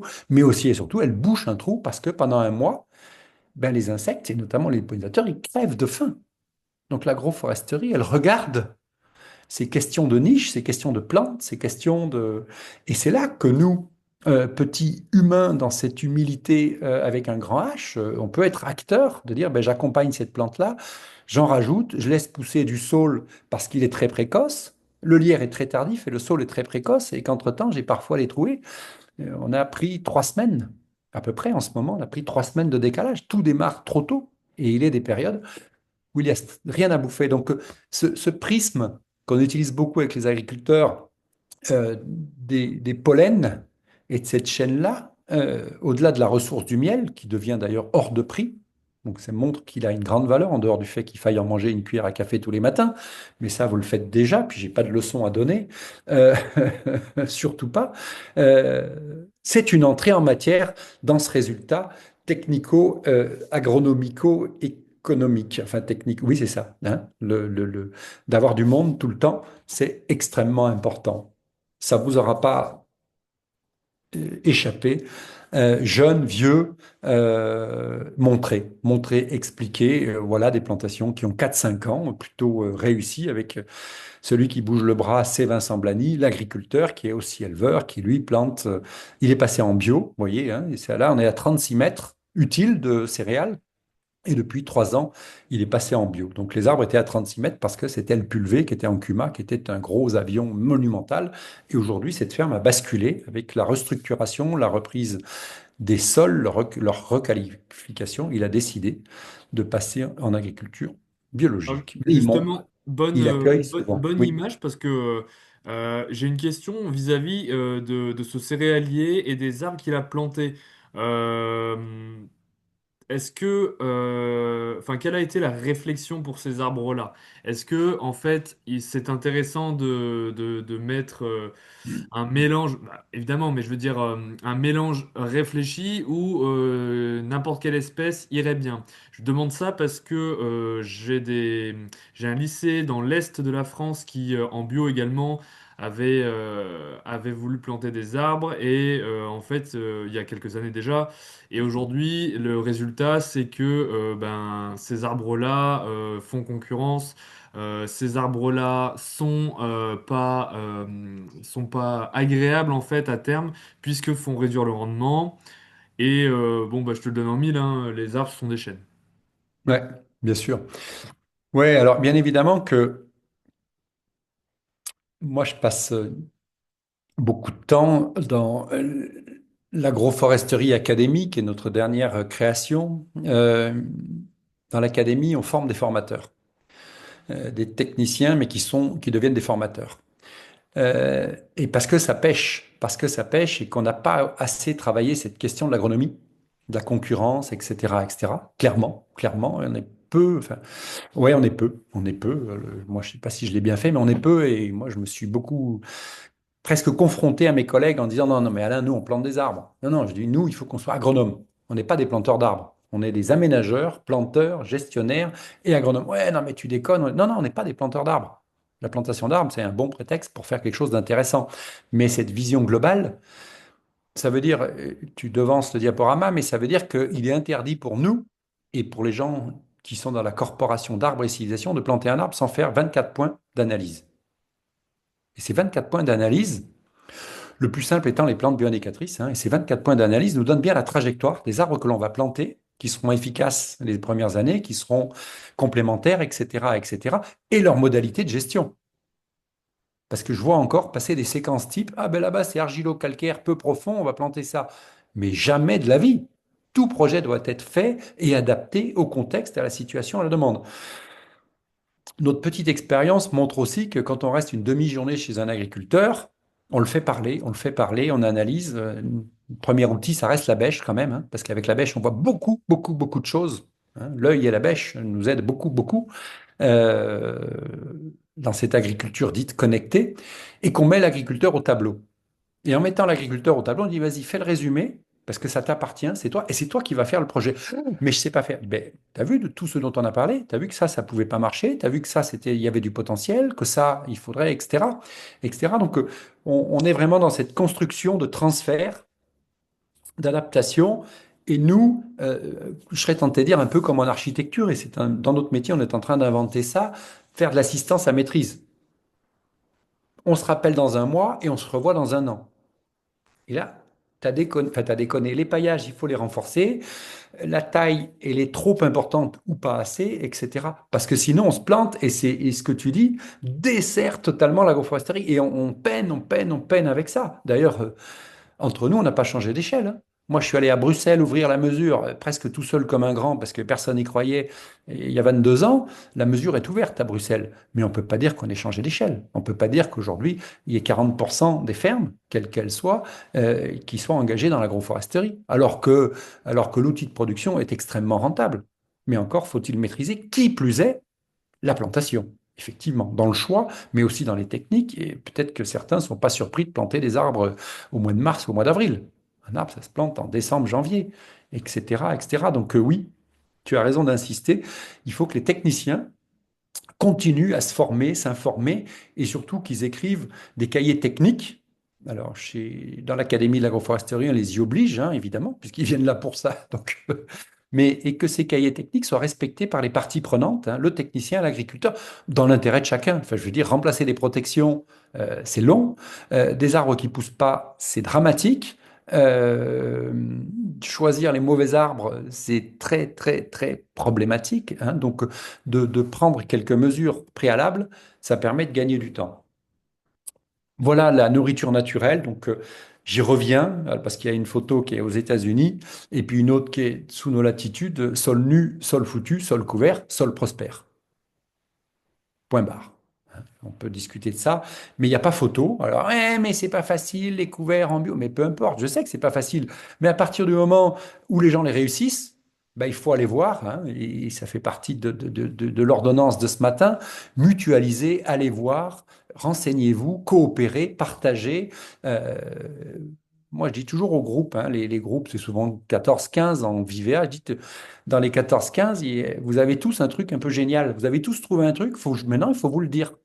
Vous avez tous merdé un truc et vous avez tous trouvé un truc. Mais dites-le vous. Et c'est pour ça que c'est 2 jours où le groupe, quand il ne se connaît pas, se fédère et dit, ah ben non, non, mais ça, non, sur les bullpen, ça ne peut pas marcher. Donc voilà. Hein, mais à partir du moment, c'est comme quand l'avion il décolle, c'est que ça marche. Donc voilà, hein, je reviens sur les sols couverts en bio, ben ça marche. Oui, c'est plus compliqué, mais ça marche et il faut le faire. Et on perd tous de la matière organique, donc il faut relever ces défis. Parfois que et je crois qu'on en avait discuté, Julien, peut-être parfois que 5% sur son territoire. Il faut prendre quelques risques, il faut prendre le risque que ça marche, il ne faut pas prendre des risques démesurés. Dans l'optimisation, ben voilà, la productivité, hein, de ces paysages prospères, elle est là. Puisqu'ici, je produis de l'agneau, mais je produis des fruits, je produis du bois et je produis du miel. Alors, je produis aussi de l'eau de qualité, hein, éventuellement, je produis des microclimats, je stocke du carbone. Donc, ça, c'est hyper productif. Et ceux qui me disent, ouais, mais là, tes pré-vergers, c'est de l'agriculture, comment on dit déjà? J'ai oublié le mot d'ailleurs. Extensive. Je dis, mais c'est quelle connerie que l'agriculture extensive. Alors, si tu veux crever un sol, tu fais de l'agriculture extensive. Alors là, c'est vraiment le truc. Les écosystèmes, ils fonctionnent à 25 tonnes de matière sèche par hectare et par an. Donc, de la photosynthèse. Alors, tu mets 3 moutons sur une prairie rabotée, la prairie pousse jamais. Si tu veux la faire crever, après, il pousse des orchidées. L'agriculture extensive, ça ne doit pas exister. Et c'est l'agriculture intensive, au bon sens du terme, hein, l'agriculture, je ne sais plus comment on l'a appelé, hein. Je fais exprès de jouer sur les mots. Voilà une agriculture intensive qui chope toute l'énergie solaire avant qu'elle touche le sol. Et puis vous le voyez ici, euh, de l'ombre des arbres, de la fluidité de l'ombre des arbres, hein. Ça veut dire qu'on taille à l'intérieur, ça veut dire qu'on régule. vous inquiétez pas que le paysan, quand il y a moins d'herbe sous l'arbre, ben, il va aller tailler à l'intérieur, au-delà de la mise à fruit, hein. Il va redonner un peu d'éclairage. Et ça s'est toujours fait, et jusqu'à ce qu'il y ait toujours la bonne quantité d'herbe, hein. Donc on revient sur la question de la taille. Tout à l'heure, on taillait des haies grasses, là on taille, on a vu des trognes, et là on taille des arbres fruitiers à l'intérieur pour les aérer, pour limiter certains pathogènes, mais aussi et surtout pour remettre la dose de lumière. Une tronçonneuse sur une perche, 10 minutes par arbre tous les 5 ans, et on fait un super boulot. On ramasse la branche et c'est reparti, hein. Donc là, on a 3 productions quand même sur la même parcelle. C'est pas la zone dans laquelle on va faire du foin, on est bien d'accord. Dans la zone dans laquelle on va faire du foin, on va ouvrir un peu plus et aligner. Le champ des possibles, nous voilà à nouveau avec nos cathédrales végétales au Maroc, avec 300 millimètres d'eau sur des plaques rocheuses absolues. Bizarrement, le seul endroit où il y a de l'herbe, c'est sous les arbres. Et ces arbres sont des frênes fourragées, du frêne dimorphe en l'occurrence, et ce sont des frênes soudés. Quand on m'avait dit que les paysans soudaient les arbres, je dis, mais c'est quoi cette connerie, souder des arbres? Ben oui, les paysans, ils prennent une dizaine d'arbres de recrues, ce sont des frênes en régénération naturelle. On met un petit muret de pierre autour parce qu'on n'a pas trop de moyens au Maroc, mais on a des idées. Et vous voyez des cathédrales végétales monumentales. Euh, D'après Francis Allais, la surface, si on déroule toutes les feuilles de l'arbre du centre, il a fait une estimation, hein, il y a des outils informatiques pour faire des estimations, la surface de feuilles, si vous les posez les unes à côté des autres, hein, on parle au sol, ça fait presque 1 hectare. Il y a 1 hectare de feuilles sur un arbre comme celui-ci. Donc ça laisse, dans ce champ des possibles, pas mal de possibilités. Et eux l'ont fait dans une aridité extrême, hein. Et on est en train d'essayer de monter un programme de recherche pour voir ce qui se passe sous l'arbre, quoi. C'est quoi comme mycorhize, comment ça marche, parce que vous comprenez bien que personne veut croire que c'est 200 000 hectares. Heureusement, Geneviève Michon ici en photo, et d'autres, hein. Si c'est un sujet qui vous intéresse, il y a des rapports, hein, Mohamed Ali Friki, Didier Jonin aussi ont produit beaucoup, beaucoup de. L'avantage des gens que je cite là tout de suite, dont Geneviève Michon, c'est parce que ce sont des chercheurs et des pédagogues qui ont écrit des bouquins qui sont audibles, accessibles et qui, au lieu de rapports de 1000 pages, parce que c'est à peu près le cas sur le train dimorphe, vous mettez ça en 2 chapitres de 40 pages. Ils vont droit au but. Le paysan, produire, protéger, prévenir, paysager, prospérer, une haie de trogne basse, où le paysan n'aurait jamais l'idée de faire véler ses animaux, ses vaches en l'occurrence, en dehors de la haie. Voilà une haie plessée avec des mini-trognes. Vous parlez de mini-trognes. Ben ici, c'est facile de récupérer du bois, c'est facile de régler la hauteur, hein. Ce sont des bons brise-vent. Et puis quand c'est trop haut, je coupe, je récupère, je valorise. J'ai du chèvrefeuille, j'ai du lierre, j'ai du pic-prune dans la trogne, et puis une clôture vivante. Et je trouve pas ça totalement désuet. Et moi, dans ma vie, je passe beaucoup de temps dans la viticulture et je passe le tiers du temps qui me reste à peu près avec des éleveurs, et notamment avec Mathieu Bessières, qui est spécialiste du pâturage tournant dynamique, qui a écrit un très joli livre chez France Agricole. On est associés tous les deux, enfin, les associés, j'en ai 42. Mais avec Mathieu, on discute, on fait beaucoup dans ce pâturage tournant dynamique agroforestier, hein, de cette proposition générale du bien fondé de l'arbre pour les éleveurs.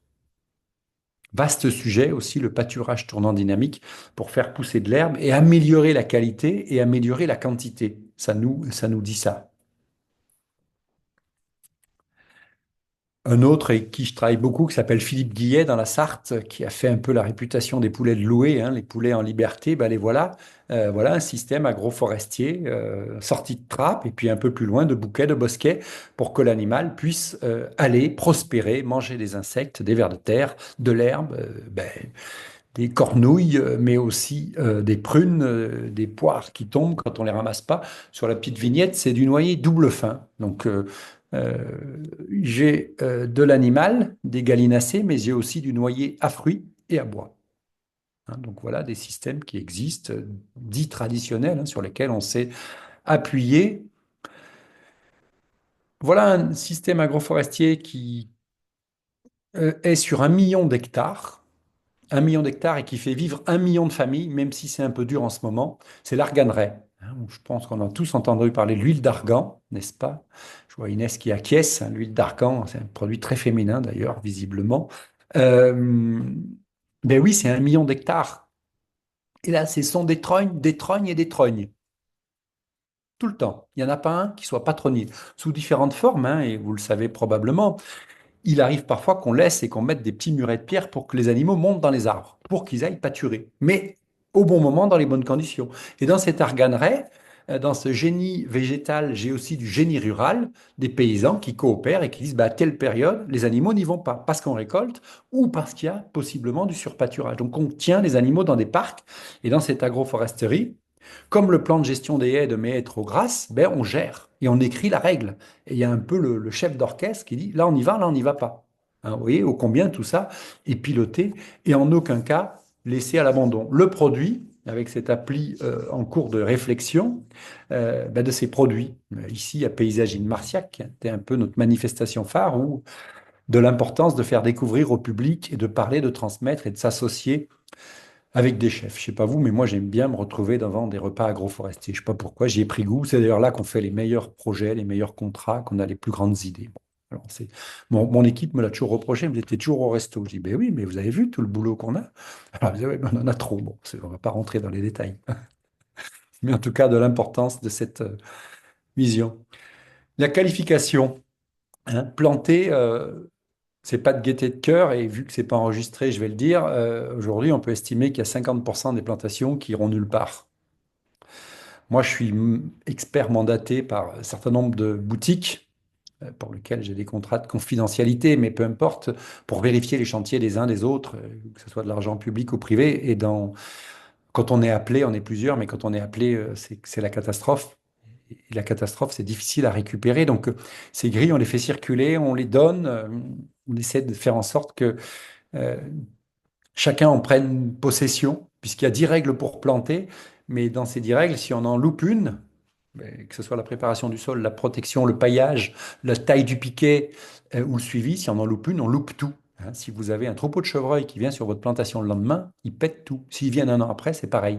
Si vous avez vos brebis qui viennent pâturer le tronc de vos frênes, de vos mûriers, c'est la misère. Si vous avez une protection qui tombe avec le premier vent, c'est catastrophique. Si vous avez un piquet qui est sous-dimensionné, qui ne tient pas 10 ans, c'est la merde. Je vois beaucoup de photos sur les réseaux. Il y a de quoi s'arracher les cheveux. Quand on arrive sur le chantier, on sait qu'il va falloir le refaire. Donc, dans cette pédagogie active, et puis certains vous disent, ah, mais j'ai que 20% de mortalité. Pardon?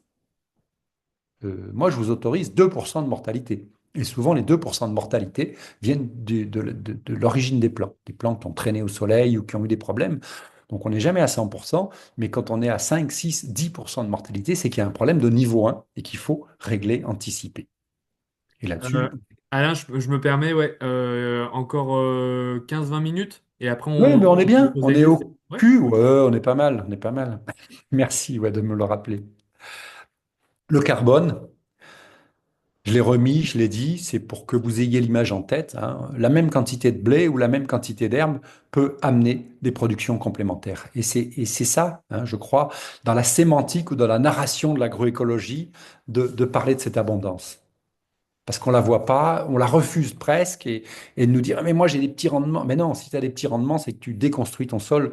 Donc il faut sortir de cette trappe de pauvreté. Voilà 25 indicateurs de résultats, mais le taux de satisfaction est aussi présent. Hein. Il n'y a pas que les énergies, il n'y a pas que la couverture, il n'y a pas que les indices de perturbation. Euh, il y en a d'autres, peu importe. Ce qui m'intéresse, c'est la démarche de progrès et la culture du résultat. Mettons des résultats sur nos pratiques et partageons-les. L'agroforesterie, elle naît de la régénération naturelle, aussi de la plantation, de la gestion. Ici, c'était un tas de ronces. On appelle ça une friche, on appelle ça une terre abandonnée. Mais au lieu de tout broyer, tout bousiller et de dire qu'est-ce qu'on va faire, bah ici, on rentre doucement avec le broyeur forestier, on rentre doucement et on circule, on dit mais là, là. Et puis finalement, on se retrouve avec 80 arbres à l'hectare. Pour une prairie, c'est parfait dans ce contexte-là, dans cette exposition-là et 80 arbres à l'hectare qui, 5 ans après, sont déjà trognés et mis en production pour faire du fourrage. Donc, comme dirait mon ex-collègue Bruno, c'est des coûts négatifs. J'ai jamais compris ce que ça voulait dire. Des coûts négatifs, ça doit vouloir dire que ça rapporte. Et que là, on n'a pas planté. Et pas planté pour un planteur d'arbres, mais quel bonheur! Nous, on a planté des millions d'arbres. On a fait planter, parce qu'on est quand même, on est gentil, mais on en plante deux, on montre, puis après on fait planter. Mais les arbres, ça pousse tout seul et la ronce est encore et toujours le berceau des chênes. Hein, la question d'avoir 5-6 degrés de moins. Il est peu de culture, je fais exprès de montrer la ville, parce que nous, on s'y met tout de suite à l'ombre, hein, et là, c'est pas un parasol Cronenbourg, hein, c'est un arbre qui nous fait du bien. Enfin, Cronenbourg ou Heineken, hein, enfin bon, moi, je ne bois pas beaucoup de bière, mais enfin, c'est pas le sujet. La réfrigération, c'est quand même fondamental, et il n'est pas de culture, il n'est pas d'animaux qui n'aient pas besoin d'un peu d'ombre, d'une demi-ombre extrêmement favorable. Il y a beaucoup de plantes qui arrêtent leur activité photosyntétique pour des excès de chaleur. Je reviens à la régénération. Vous voyez, la ronce a disparu puisqu'elle est pionnière et lumière. Donc, puisqu'elle a disparu, elle laisse la place ici aux chênes, aux frênes derrière et aux pruneliers qui fleurissent blanc. Voilà une haie gratuite. En France, on peut faire pousser 1 million de kilomètres de haies gratuitement. Hein. Sur le Gers, puisqu'on l'a fait avec les services du département sur les routes départementales, en lien, vous voyez bien qu'ici, je suis avec le technicien du département et l'agriculteur. Je laisse un maître qui tient le talus, qui est le patrimoine de demain. Les chênes centenaires, ils sont là. Bon, là, ils ont 3 ans, mais les chênes centenaires sont là. Euh, dans le Gers, il y a 10 000 kilomètres de routes départementales. Donc, il ne faut pas en laisser partout. Ce n'est pas toujours nécessaire. Il y a des virages, il y a la sécurité. Mais c'est facile, hein, de planter là où il faut et de laisser pousser. Et cette reconquête agroforestière du territoire, elle se fera à 90% par la régénération naturelle assistée, puisqu'il faut la tailler, la gérer et la laisser en bonne place. Et ça, c'est le message premier du contexte agroforestier. Laissons pousser tout ce qui peut. Et je vois même, on travaille beaucoup à Perpignan, enfin dans cette zone-là, hein, Perpignan, Fitou, les grandes zones d'aridité. Ben, le frêne oxyphile, il pousse terriblement bien. C'est presque étonnant. Alors cette année, il a replu. Enfin bon, on rentre dans une zone où il pleut pas beaucoup. De la simplicité, je pense que c'est beaucoup, beaucoup ça qui nous attire et qui nous anime. On est beaucoup parti dans le génie civil, dans le génie chimique, dans le génie mécanique, etc. Le génie végétal nous dit, regardons les plantes et regardons ce qu'elles peuvent faire. Dans la transmission de cet intérêt général, on fait beaucoup d'insertions parce qu'on voit que les jeunes, pas que d'ailleurs, mais on voit que les gens, pardon, les animaux et les végétaux, ça les remet droit. Donc la question de l'insertion, de tendre la main dans des métiers où on manque de main-d'œuvre. Hein. Vous voyez bien que pour faire dans la vigne, on fait venir les gens. Avant, c'était de 300, maintenant, c'est de 1 000 kilomètres, et puis bientôt, ça sera de 5 000. On manque de monde aussi parce que, et c'est l'objet du sommaire d'aujourd'hui, n'est-ce pas? Parce qu'on manque d'intérêt en agriculture. Et l'agroécologie retrouve ses lettres de noblesse et de l'intérêt, de la cohérence, d'être bien, d'avoir un sujet fort dont on peut discuter le soir avec les copains au bistrot. Et ça, c'est pas déconnant, et on le voit beaucoup. Et de faire converger des bio et des conventionnels, tout le monde sera bio. Hein. Mais pour l'instant, on cherche à améliorer la fertilité. Donc les voilà, les 22 points faits par des étudiants qui n'ont aucune notion d'agronomie au bout de 15 jours, quoi. Hein, qui disent, ben voilà, oui, effectivement, avec ces 22 points-là, on peut être apte à planter un arbre, une vigne ou une salade, parce qu'on voit bien qu'il y a des blocages, des manques, des excès, etc., etc. Donc, on va les compenser, donc on va les contourner, donc on va mettre des plantes de service pour les améliorer. Ah ben ça, c'est l'image que tu avais mise. Hein. Euh, ben, la trogne, elle a le gros avantage, on peut la tailler tous les ans, tous les 3, 5 ou 7 ans. Et c'est là, je le montrais des arbres fruitiers, et c'est là qu'on passe le cap avec les agriculteurs réticents en disant, mais tu ne seras jamais emmerdé. Enfin, quand je dis les agriculteurs, il est vrai que j'ai eu à vivre des étudiants de lycée agricole ces derniers temps. Putain, les posters de tracteurs, les machins, et putain, c'est revenu, quoi. Hein. Je pensais qu'on était passé, n'est-ce pas? C'est pas gagné encore. Hein. Tracteur, tracteur. Bon, moi, j'ai fait des études de mécanique agricole au lycée de la Motte-Servolex quand j'étais jeune. Donc, j'aimais les tracteurs, mais j'aime moins, même si j'en vois l'intérêt. Hein, je déconne, je ne suis pas critique. Je dis juste que moi, j'ai pris de ces raclées avec des étudiants de lycée agricole. Bon, à la deuxième heure, ils étaient tous assis sur la table devant en disant, ouais, finalement, ça fait pas que casser les rétros, mais je comprends que vous ayez du boulot encore. Donc voilà, l'arbre, on le taille quand on veut. Et du coup, il nous emmerde jamais. Et ça, c'est vraiment, de mon point de vue, le message, parce que sinon, et c'est la réalité, il n'est pas question de faire. j'ai engueulé un vigneron récemment qui a fait faire un article, il a fait le journal de TF1, et dans le journal de TF1, la seule chose qu'on retient, parce qu'après, moi, les autres vignerons m'appellent, c'est que l'agroforesterie, ça fait baisser la productivité. Non, non, mais, hé, mec, tu tailles pas ta vigne, tu mets pas d'engrais, tu fais rien, tu me racontes une histoire. Euh, on n'est pas là pour faire baisser la productivité. De toute façon, toutes les productivités baissent. On est là pour les stabiliser et les augmenter en les protégeant. Voilà. Donc la trogne est un levier, j'insiste, peut-être un peu lourdement, mais de cette reconquête dans la tête, hein, du décompactage intellectuel. Alors juste, Alain, j'ai une petite question vis-à-vis de ces trognes-là, puisque effectivement, bon, on est dans l'enseignement agricole, c'est logique, c'est logique qu'on vise ces apprenants, mais est-ce que auprès du public des villes et des villages, par exemple, est-ce qu'il y a aussi une approche, est-ce qu'il y a une sensibilisation, il y a une formation pour ne plus avoir éventuellement enfin, pour que justement les agents municipaux, en fait, je pense à mon village, hein, bien sûr, mais pour qu'il y ait cette prise de conscience que, ben voilà, on taille les arbres qu'on a dans son village, dans sa ville, mais c'est pas, enfin, c'est quelque chose de bénéfique aussi. C'est pas un coût entre guillemets pour la collectivité en plus, quoi. Oui, oui. Est-ce qu'il y a une approche comme ça? Oui, il y a une approche, elle n'est pas suffisamment répandue à ma connaissance. J'ai oublié l'institut de formation des techniciens, mais vous allez m'aider, le nom de l'institut de formation des techniciens pour lequel il y a des discussions.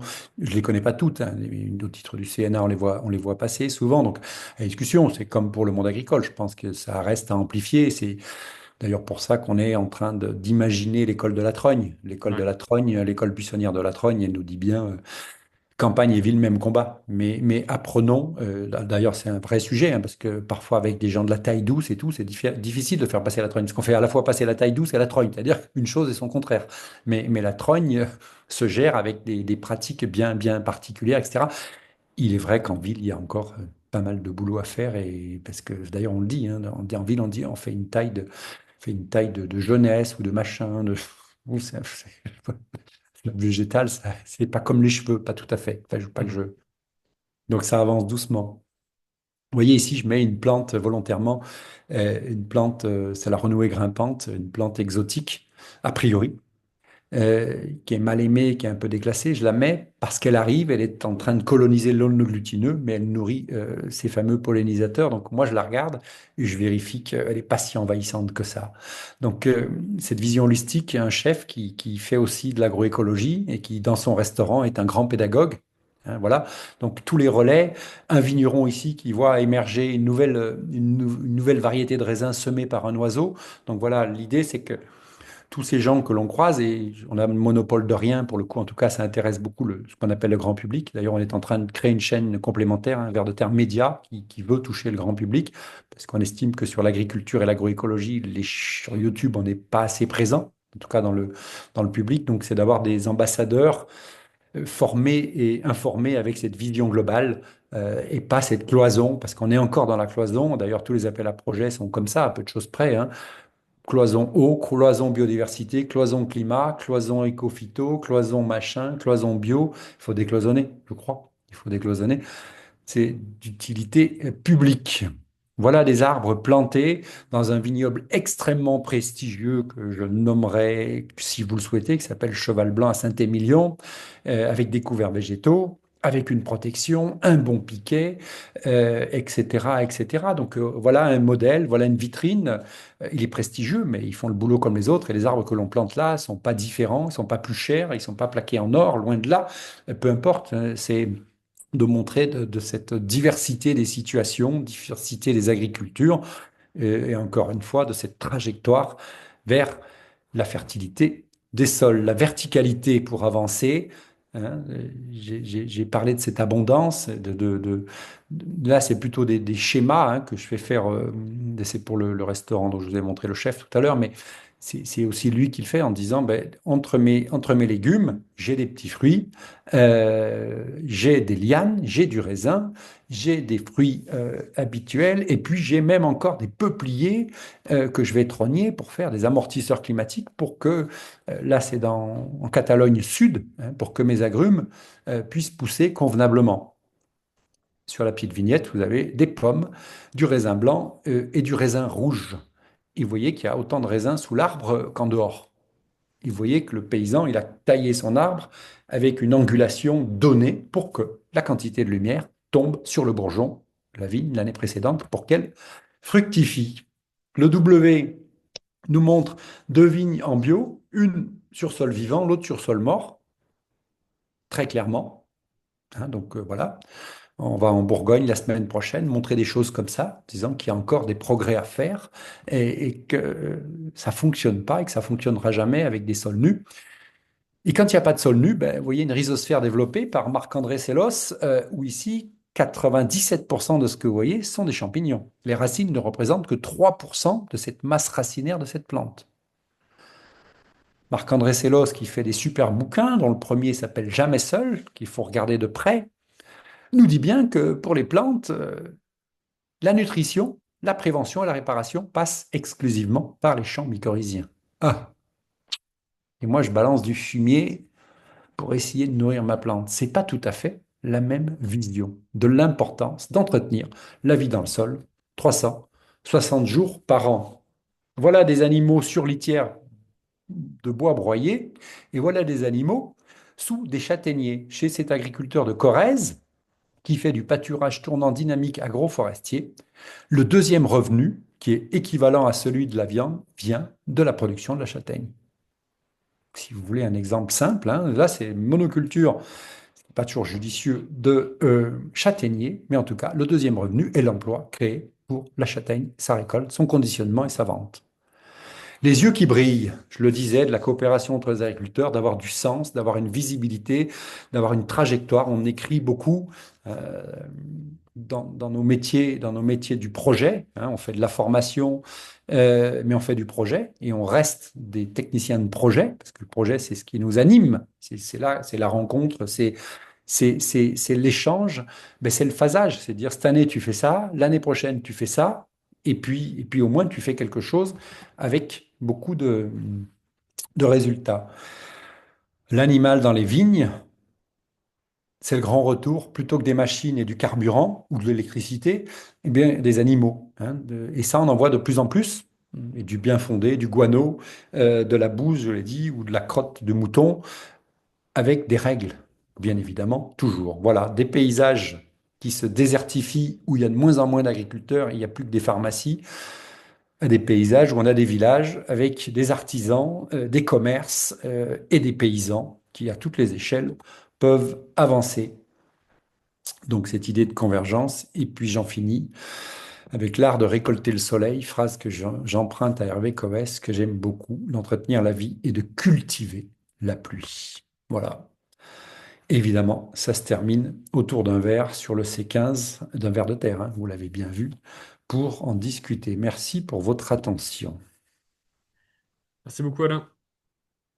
Alors, d'emblée, je précise que cette présentation sera disponible sur un Padlet dont je vous enverrai le lien après, évidemment, ce webinaire. Voilà. Pour récupérer, avoir de beaux supports imagés aussi. Voilà.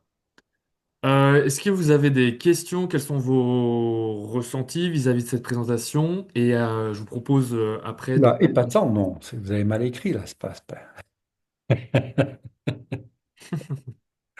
Bon, ben merci. Pardon, je t'ai coupé. Non, non, c'était pour savoir s'il y avait des questions, des retours, si quelqu'un voulait parler. Oui, moi j'aurais une question. Dans les Alpes de Haute-Provence, on a replanté des haies sur la ferme de l'exploitation. Et quand on a planté avec les élèves, le voisin est venu en me disant que il voulait pas d'une haie entre chez lui et chez nous, Ah que oui. ça allait lui faire de l'ombre et qu'il ferait tout pour que cette haie ne pousse jamais. Et c'est ce qu'il Sympa a les fait. Donc, relations. Sympa, il c'est bien. a, voilà, il a labouré le plus près possible de nos plants et du coup, c'était de la motte forestière. Donc, la moitié des arbres ont été recouverts par son labour.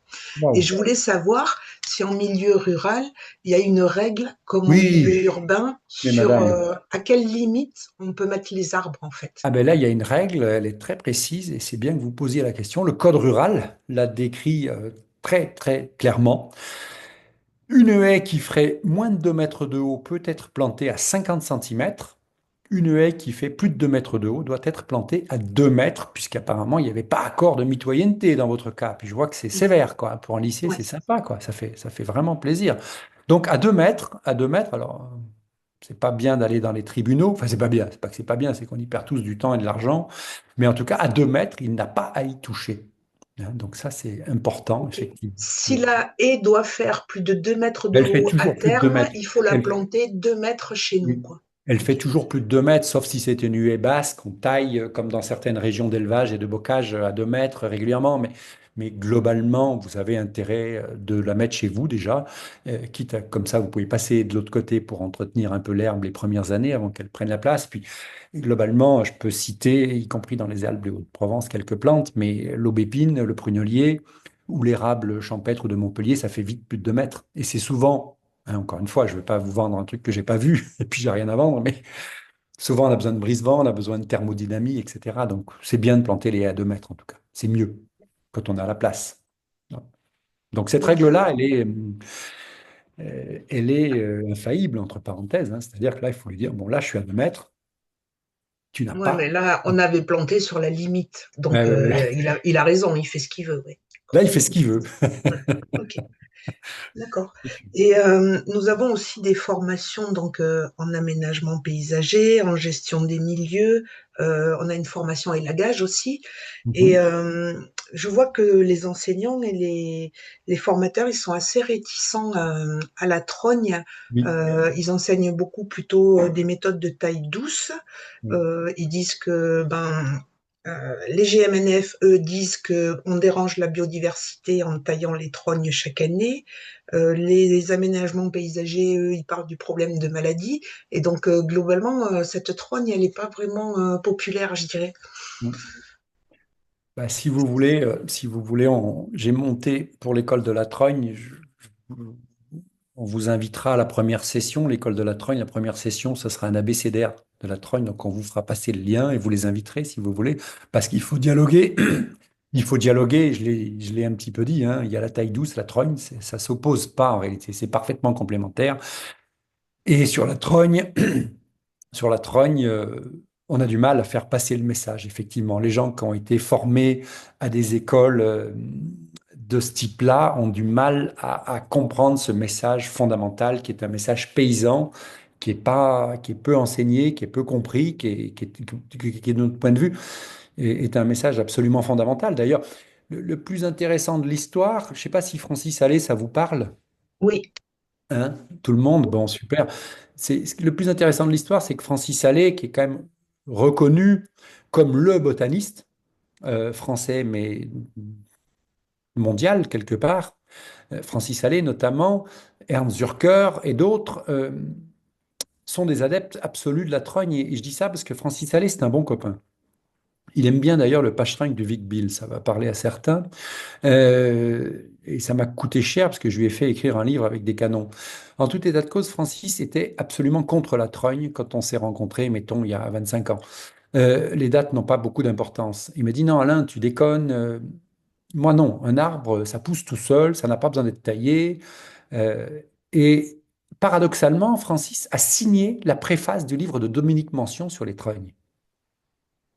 Parce qu'un chercheur et un scientifique de ce renom-là, et de cette capacité d'analyse, est allé regarder. Hein. Et donc, oui, madame, vous avez parfaitement raison sur la trogne.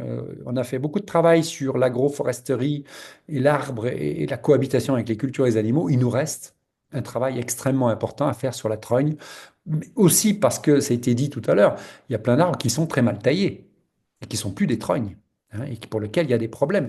Mais de créer des cavités dans les arbres, c'est quelque chose de normal. Euh, Même Marceau Bourdarias, que je nommais tout à l'heure, a eu beaucoup de mal, et tous les gens de la taille douce ont beaucoup de mal, et aujourd'hui sont des promoteurs. Mais on va pas. D'ailleurs, le premier colloque qu'on a fait sur le BRF à Lyon, enfin, on s'est fait par les gens de l'élagage, on s'est fait de sadomaso, on s'est fait insulter. On s'est fait insulter, on dit, mais on ne taille pas des arbres par plaisir. C'est pas jubilatoire, c'est juste parce que c'est une façon d'être. Et d'ailleurs, entre nous, on taille la vigne et personne s'en plaint. On taille le saule, ces mêmes élagueurs taillent tous les ans leur saule pour faire de la vannerie. Et là, tout d'un coup, vous voyez, il y a plein de petites contradictions. En tout cas, la trogne, on en a besoin, souvent. Hein, on ne taille pas des arbres pour se faire plaisir. Et ça s'explique. Et ce qui est bien, c'est que un arbre taillé, et les trognes en particulier, on le voit dans les livres sur les arbres remarquables, vit plus vieux qu'un arbre qui ne l'est pas. Mais ça nous demande beaucoup, beaucoup d'enseignements. Donc, à ma connaissance, il y a 15 éléments majeurs, hein, au même titre que l'arbre qui vit plus vieux quand on le taille que quand on ne le taille pas, qu'il faut faire passer aux gens réticents. Et on a du travail et on va s'y employer. La démonstration sur le terrain nous aide beaucoup, mais il faut dialoguer. Il faut dialoguer, dialoguer. Et on trouve toujours des terrains d'ajustement. On a beaucoup d'élagueurs, hein. Bon, après, dans le département du Gers, moi j'œuvre partout, beaucoup plus loin, mais peu importe. Euh, Dans le département du Gers, notamment, on a beaucoup d'élagueurs qui font des trognes parce que la structure, elle existe depuis 35 ans et puis il y a des trognes de mûrier avec lesquels on faisait le verre à soie, notamment, hein. Donc il y a des exemples autour de nous. Il y a des exemples et on les forme, on les informe. Et on y arrive, mais il faut ce dialogue. Là, il faut passer 2 jours ensemble. Je l'ai dit tout à l'heure, hein, ça gueule le premier jour, et le deuxième jour, ça construit. C'est comme ça. D'autre part, on a une très belle haie de chêne centenaire qui est un super corridor entre un endroit où nichent des chauves-souris rhinolophes et la ripisylve. Ah oui. Et donc, cette haie, en fait, elle gêne maintenant le passage des tracteurs, donc il faudrait qu'on taille les branches basses. Mais le technicien là, qui suit les chauves-souris, il me dit qu'il faut surtout pas faire ça, que la haie ne servirait plus de corridor aux chauves-souris si on a un fût sans branches et un toupet en haut. Et je ne sais pas s'il y a d'autres sons de cloche que le sien. Euh, ouais. Lui, il a l'air de dire qu'il faudrait qu'il y ait des branches tout le long du tronc pour que les chauves-souris continuent de passer là. Ne vous inquiétez pas, les chauves-souris suivent les lampadaires, hein. Je suis bien placé pour le savoir, c'est un sujet que j'ai beaucoup étudié, donc ne vous inquiétez pas. Faites des techniques de paysans et vous allez voir que ça ira bien. Bon, je ne les ai pas vues, mais faites des techniques de paysans. Vous emmerdez pas. Enfin, bah, pardon, hein, mais et c'est pas parce que ça va les perturber 3 jours. Enfin, moi, je veux dire, quand je mange du comté et que 3 jours après, il faut manger du reblochon, je m'adapte très bien aussi. Et les chauves-souris, vous inquiétez pas pour elles. Enfin, vous pouvez manger de la tome aussi. Enfin, je sais pas, peu importe. Non, il n'y a pas de souci avec ça. Aucun. Aucun. Et c'est un sujet sur lequel on travaille beaucoup. On travaille beaucoup avec beaucoup de monde parce que la chauve-souris, euh, moi, pour des raisons de demande importantes, hein, je me suis spécialisé en viticulture. Et disons que ça m'occupe beaucoup, beaucoup. Donc, dans le genre auxiliaire hyper important de la vigne, la chauve-souris. Donc, on a beaucoup de travaux, on a beaucoup d'observations. Il y a beaucoup d'études aussi qui montrent du bien fondé de l'opération. Et c'est pas la taille des arbres qui les perturbe. Ouais, c'est sûr, pendant 2 heures, mais non. Il y a cette peur, hein, qui peut se comprendre. Il y a cette peur de changer le milieu, de trop tailler les arbres, etc. Vous verrez qu'elles y seront toujours et voire plus que jamais, hein. Elles ont besoin d'un point de repère. Tout, point barre. Le temps Ben, merci. passe. Ouais, ben, merci beaucoup du coup pour ces questions. Je vous propose de passer donc à Inès pour présenter son travail et notamment le projet Capet. Oui, moi, ça va être un peu plus rapide. Et de toute façon, vous n'avez pas le choix, hein. J'ai pas le choix, effectivement. Hop là. Donc moi, oui, si Julien m'a demandé d'intervenir aujourd'hui, c'était un peu pour présenter des initiatives de l'enseignement technique agricole autour de la thématique de l'arbre, et notamment l'arbre en tant que pièce manquante, peut-être. Donc moi, je vais faire un petit pas de côté, ce sera pas de la partie très technique, mais plus, voilà, faire connaître un peu ce qui se fait chez nous et différentes étapes pour commencer à intégrer l'arbre dans un système. Donc comme Julien en avait parlé un petit peu avant, je vais vous présenter rapidement le projet CAPE, mais très, très rapide, qui est un projet donc porté par la Bergerie nationale en 3 ans et qui est en fait concomitant au pacte en faveur de la haie, pour ceux qui le connaissent. Ça répond à l'action 13 du pacte, qui est l'action de la formation. Et c'est vraiment avec un objectif, donc un projet qui se focalise essentiellement sur la thématique de la haie, à la fois au prisme de leur fonctionnalité, de leur implantation, la gestion durable et la valorisation, parce que c'est un objet très politique actuellement, mais aussi dont les établissements agricoles se sont déjà emparés depuis un certain temps. Mais l'objectif, c'est bien de traiter potentiellement d'autres formes d'agroforesterie pour essayer de garder le plus possible une vision systémique sur la place de l'arbre dans les exploitations agricoles et dans leur territoire, notamment. Donc ce projet a trois grands objectifs, on va dire. Un objectif qui est donc, pédagogique, puisqu'on travaille avec et pour des jeunes, qui est de la création de séquences pédagogiques et de ressources techniques autour donc, des haies. L'organisation de journées d'échange entre enseignants, entre formateurs et les personnels des exploitations, des établissements. Et un troisième objectif qui est vraiment l'évolution des exploitations agricoles d'enseignement vers des pratiques plus durables de leur patrimoine de haies, patrimoine jeune comme patrimoine ancien. Puisque on sait que même dans l'enseignement, la disparition des haies, ça reste un problème qu'on doit faire face. Donc non seulement peut-être planter pour accroître le linéaire, mais surtout éviter qu'ils disparaissent et le maintenir en bonne santé, c'est un objectif que l'on porte haut et fort. Les principaux résultats un peu attendus du projet. Donc d'abord, on va essayer d'organiser des journées de regroupement à l'échelle régionale chaque année. Donc sur 3 années, 3 regroupements donc, dans chaque région. Des livrets techniques, surtout à destination des enseignants et des formateurs, pour justement appuyer donc les thématiques autour des haies qui sont l'implantation, la gestion, pour essayer de faire monter un peu en compétences autour des haies, et des séquences pédagogiques qui seront associées à ces livrets sur justement quels sont un peu les concepts clés autour des haies, comment on peut illustrer ça auprès des apprenants, comment on peut l'utiliser en cours. Donc, selon les différents niveaux, si on va du bac pro, du bac techno ou jusqu'aux licences professionnelles éventuelles. Voilà très brièvement. Donc, je me suis dit que je vais vous présenter 3 initiatives un petit peu, donc à différents niveaux, sur comment l'arbre est utilisé justement enfin, comment on apporte de l'arbre dans l'enseignement technique agricole.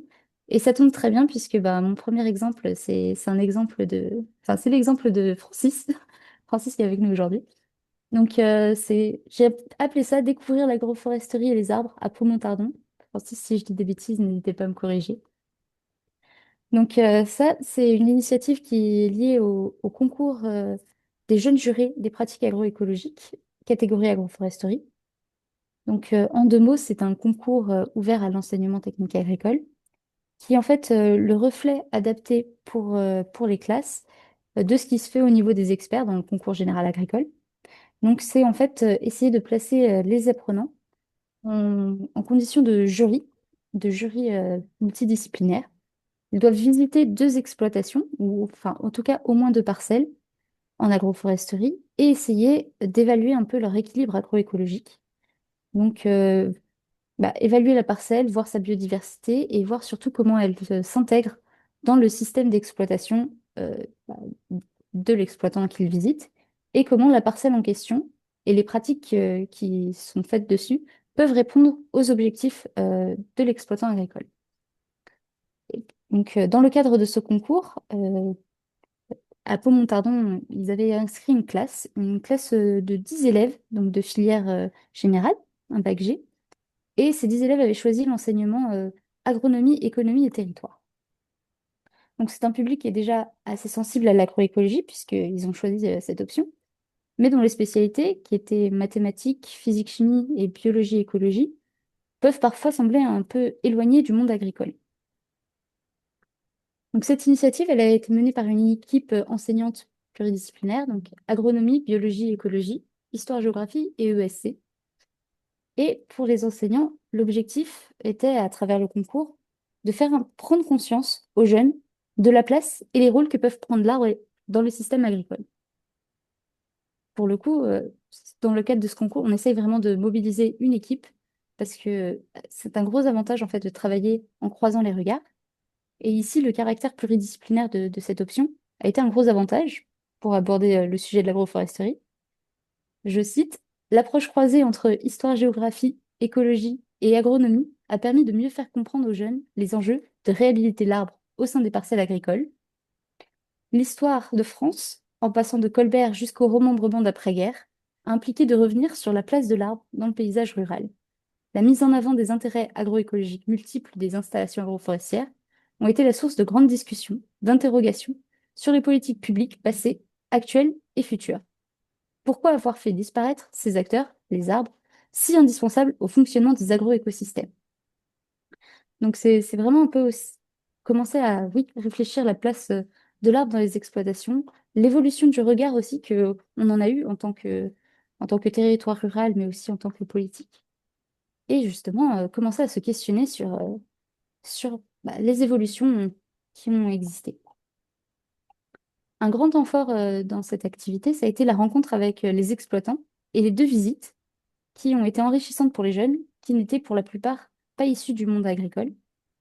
Donc, ils ont eu l'occasion de visiter deux exploitations en polyculture élevage, donc des systèmes qui sont assez fréquents dans le Béarn, donc dans le territoire. La curiosité des élèves a été l'occasion d'élargir sur d'autres sujets aussi, pas que l'arbre et l'agroforesterie, mais aussi l'élevage ovin, l'élevage caprin, la transhumance, la transformation fromagère. Et au fil un peu des semaines, les discussions ont été intenses et justement, ils ont pu se forger aussi des opinions, prendre des positions sur les notes à attribuer en termes d'agroécologie pour chaque ferme.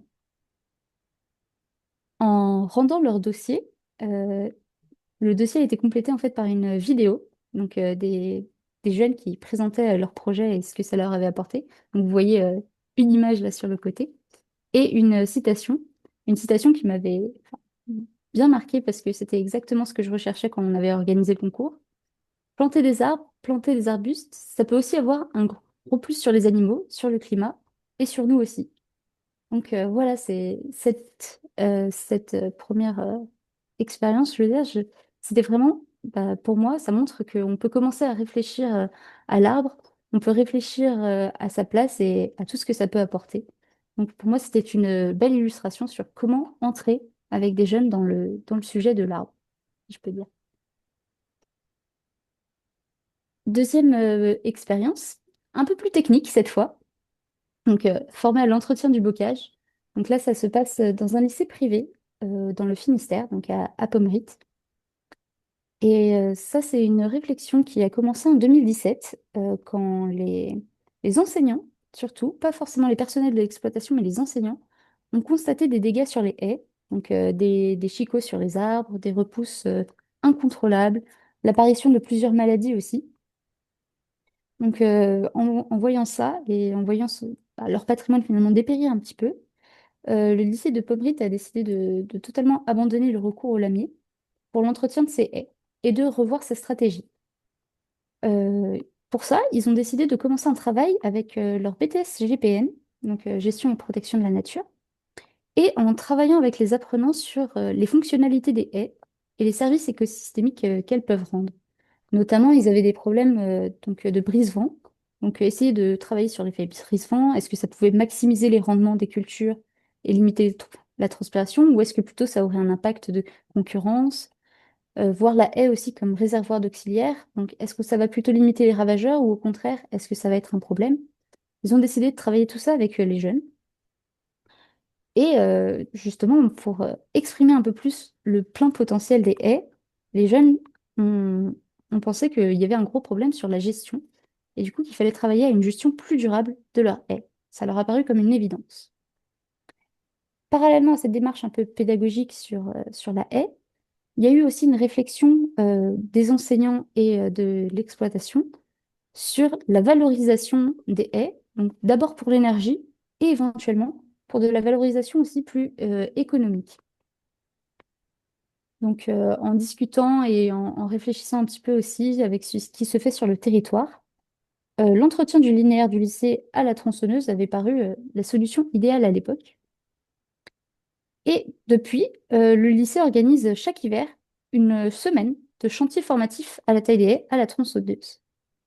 Donc, par petits groupes, des élèves de bac STAV, de bac pro CGEA, de bac pro agroéquipement et des BTS Axe notamment, donc surtout les formations, on va dire, un peu plus production agricole, passent la semaine avec un bûcheron professionnel pour découvrir ou redécouvrir les gestes de la taille, les gestes de gestion aussi, comment on choisit les arbres justement à tailler ou pas, comment on voit quand l'arbre est en bonne santé ou pas.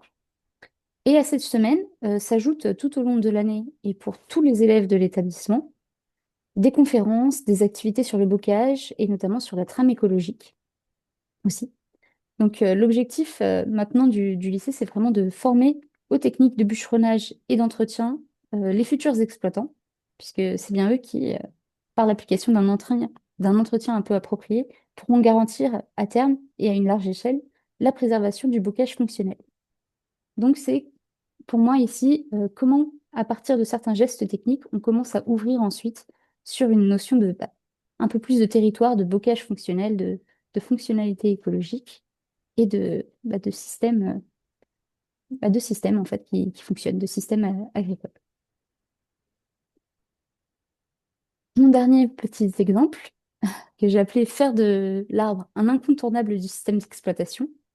Donc là, vous voyez quelques photos de l'exploitation de Bracmont, l'exploitation de la ferme du lycée agricole de Mirecourt, qui, à partir des années 90, a commencé à se préoccuper du bien-être animal, de la biodiversité et de sa situation énergétique.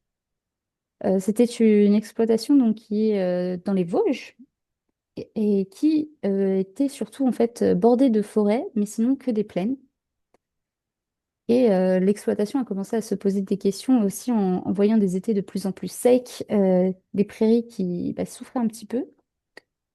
Alors sur plusieurs années, ils ont commencé à réaliser avec les apprenants des plantations. Ils ont fait de nombreux tests, donc des vergers, des haies, des réflexions sur les arbres champêtres, en partenariat avec leurs acteurs du territoire, la Chambre d'agriculture, l'INRA et de nombreuses associations.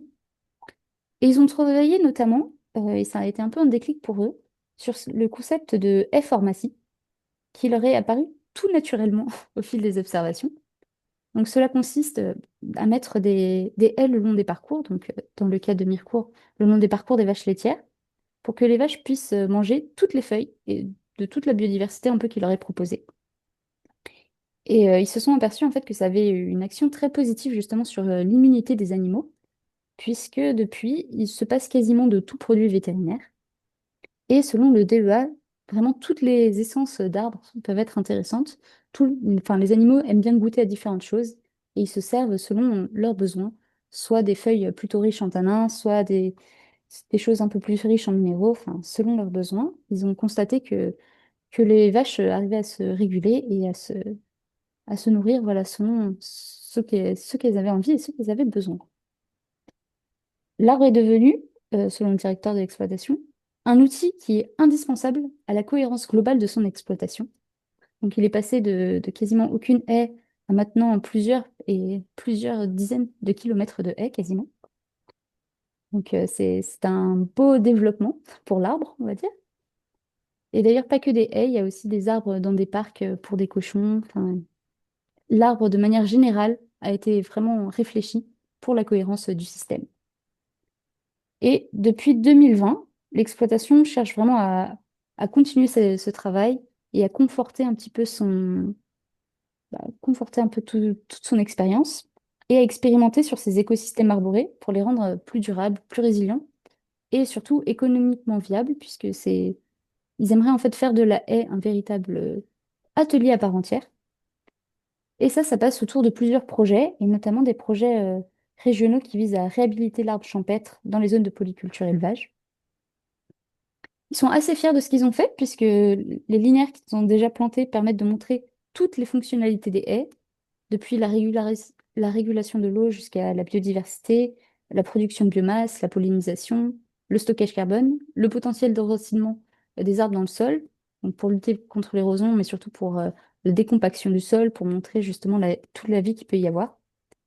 Et en fait, en se rendant compte que justement, ils peuvent illustrer toutes ces fonctionnalités, leur objectif maintenant, c'est vraiment de devenir une vitrine avenir de l'arbre, donc à la fois pour les apprenants, mais aussi pour le territoire, pour permettre aux divers acteurs en fait de mieux connaître les pratiques autour de l'arbre et de l'agroforesterie. Donc depuis 2020, avec le Covid, il y a eu une petite pause, mais ils essayent chaque année de faire un grand rassemblement autour des haies, autour de l'arbre, et justement montrer à quel point ça s'intègre en fait dans toute la gestion de leur système d'exploitation, que ça passe par le bien-être des vaches, par le paillage, par ensuite l'économie en taillant et en utilisant le bois pour l'énergie. Donc vraiment faire de l'arbre un atelier à part entière. Voilà, j'ai essayé d'être un peu rapide pour pas trop déborder sur le temps, Julien. Je- Mais n'hésitez pas si vous avez des questions. Francis. J'espère aussi avoir bien, bien expliqué tout ce que vous avez fait, Merci. Moi, j'ai quelques remarques, si je peux me permettre. Je vais faire bien sûr. vite. Merci, c'est très clair. Euh, la première chose, c'est une remarque désobligeante. Vous n'avez plus le droit d'utiliser le mot exploitation, parce que là, vous mettez tout le monde dans la merde. Bon, j'exagère, hein, mais je pense que c'est bien qu'en termes de sémantique, on, au-delà du fait que ce soit le nom d'un syndicat, et on n'est pas là pour faire la politique, mais c'est important de reparler de ferme, je pense. Dans le désordre, effectivement, vous avez montré le lamier, il n'y a pas d'outil magique, hein. Le lamier, c'est un super outil, mais bien passé au bon moment. Et c'est vrai que nous, on en a acheté un en 95, on l'a revendu, puis après on en a racheté, mais peu importe. Hein, il n'y a pas de bons outils, il y a juste des outils qui passent le bonjour dans les bonnes conditions. Euh, je ne vais pas faire du politiquement incorrect, mais il faut faire gaffe, et ce que vous avez montré est très intéressant, à ce que les écolos prennent pas le pouvoir sur la haie, hein, parce que sinon on n'y touche plus. Ce que je dis est politiquement totalement incorrect, je m'en fous un peu, hein, donc il y a un mouvement en ce moment qui voudrait qu'on n'y touche plus, et si on n'y touche plus, on va être bien emmerdé quelque part, donc voilà. Les arbres sont jamais malades, hein. C'est nous qui sommes malades. On croit qu'ils sont malades, mais ils sont pas franchement malades. C'est un petit peu différent dans leur coévolution. Voilà.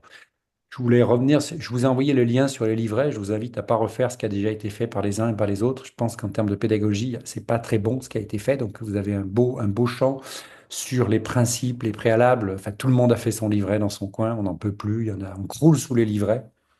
Donc, si vous avancez d'un pas vers une pédagogie active, dynamique, ça sera génial. Enfin, je n'ai pas de conseils à donner, hein. Je dis juste qu'on a des livrets sur la haie, il y en a 50, qui ne sont pas déconnants, hein. Mais c'est pour ça, hein, que j'ai ce champ politique sur les écolos. C'est que je pense que les jeunes en formation, ils attendent du pratico-pratique quelque part. Et c'est en ça que la pédagogie nouvelle, entre parenthèses, doit pouvoir être sortir de cette trappe de pauvreté. Enfin, je veux dire, moi, je suis sur le cul, quoi. Quand j'ai trois quarts des élèves qui me disent on n'a rien à foutre des arbres, Non, j'ai l'intérêt de l'arbre et justement la gestion en fait sylvicole, ce sont des gestes qui parfois se perdent un petit peu. Donc, justement, reparler de la haie, je sais que c'est pas facile dans tous les territoires. Ouais. Et oui, effectivement, ne pas toucher à la haie, bah, enfin, ça participe parfois aussi à son dépérissement et du coup à son Ben oui, arrachage. complètement, C'est ils pour sont ça que là j'ai pour. voulu mettre des exemples où on parle de l'entretien vraiment de la haie, de comment on coupe, des techniques. Non, mais c'est très bien, hein. Je Je dis juste partage les constats. soit bien axé là-dessus. Et puis pour conclure, enfin conclure, pas conclure, mais je repensais à l'histoire des enfants des arbres, c'est adapté aux établissements d'enseignement agricole aussi, hein. Ils peuvent planter sur la ferme, mais ils peuvent planter chez eux. Je ferme la parenthèse, il est à 59 déjà. Ok, bah merci beaucoup en tout cas pour tous ces apports, ces présentations, les échanges qu'il y a eu. Voilà, n'hésitez pas si vous avez des questions qui arrivent après, bah, à envoyer des mails tout simplement, hein, puisque bah, vous avez le mien et derrière on peut vous apporter, si besoin aussi des supports, des ressources. Il y en a tout un tas comme vient de dire Alain. C'est vrai que c'est pas ça qui manque. Merci beaucoup en tout cas pour votre présence, votre participation. Je vais clôturer l'enregistrement comme ça, c'est fait. Hop, arrête.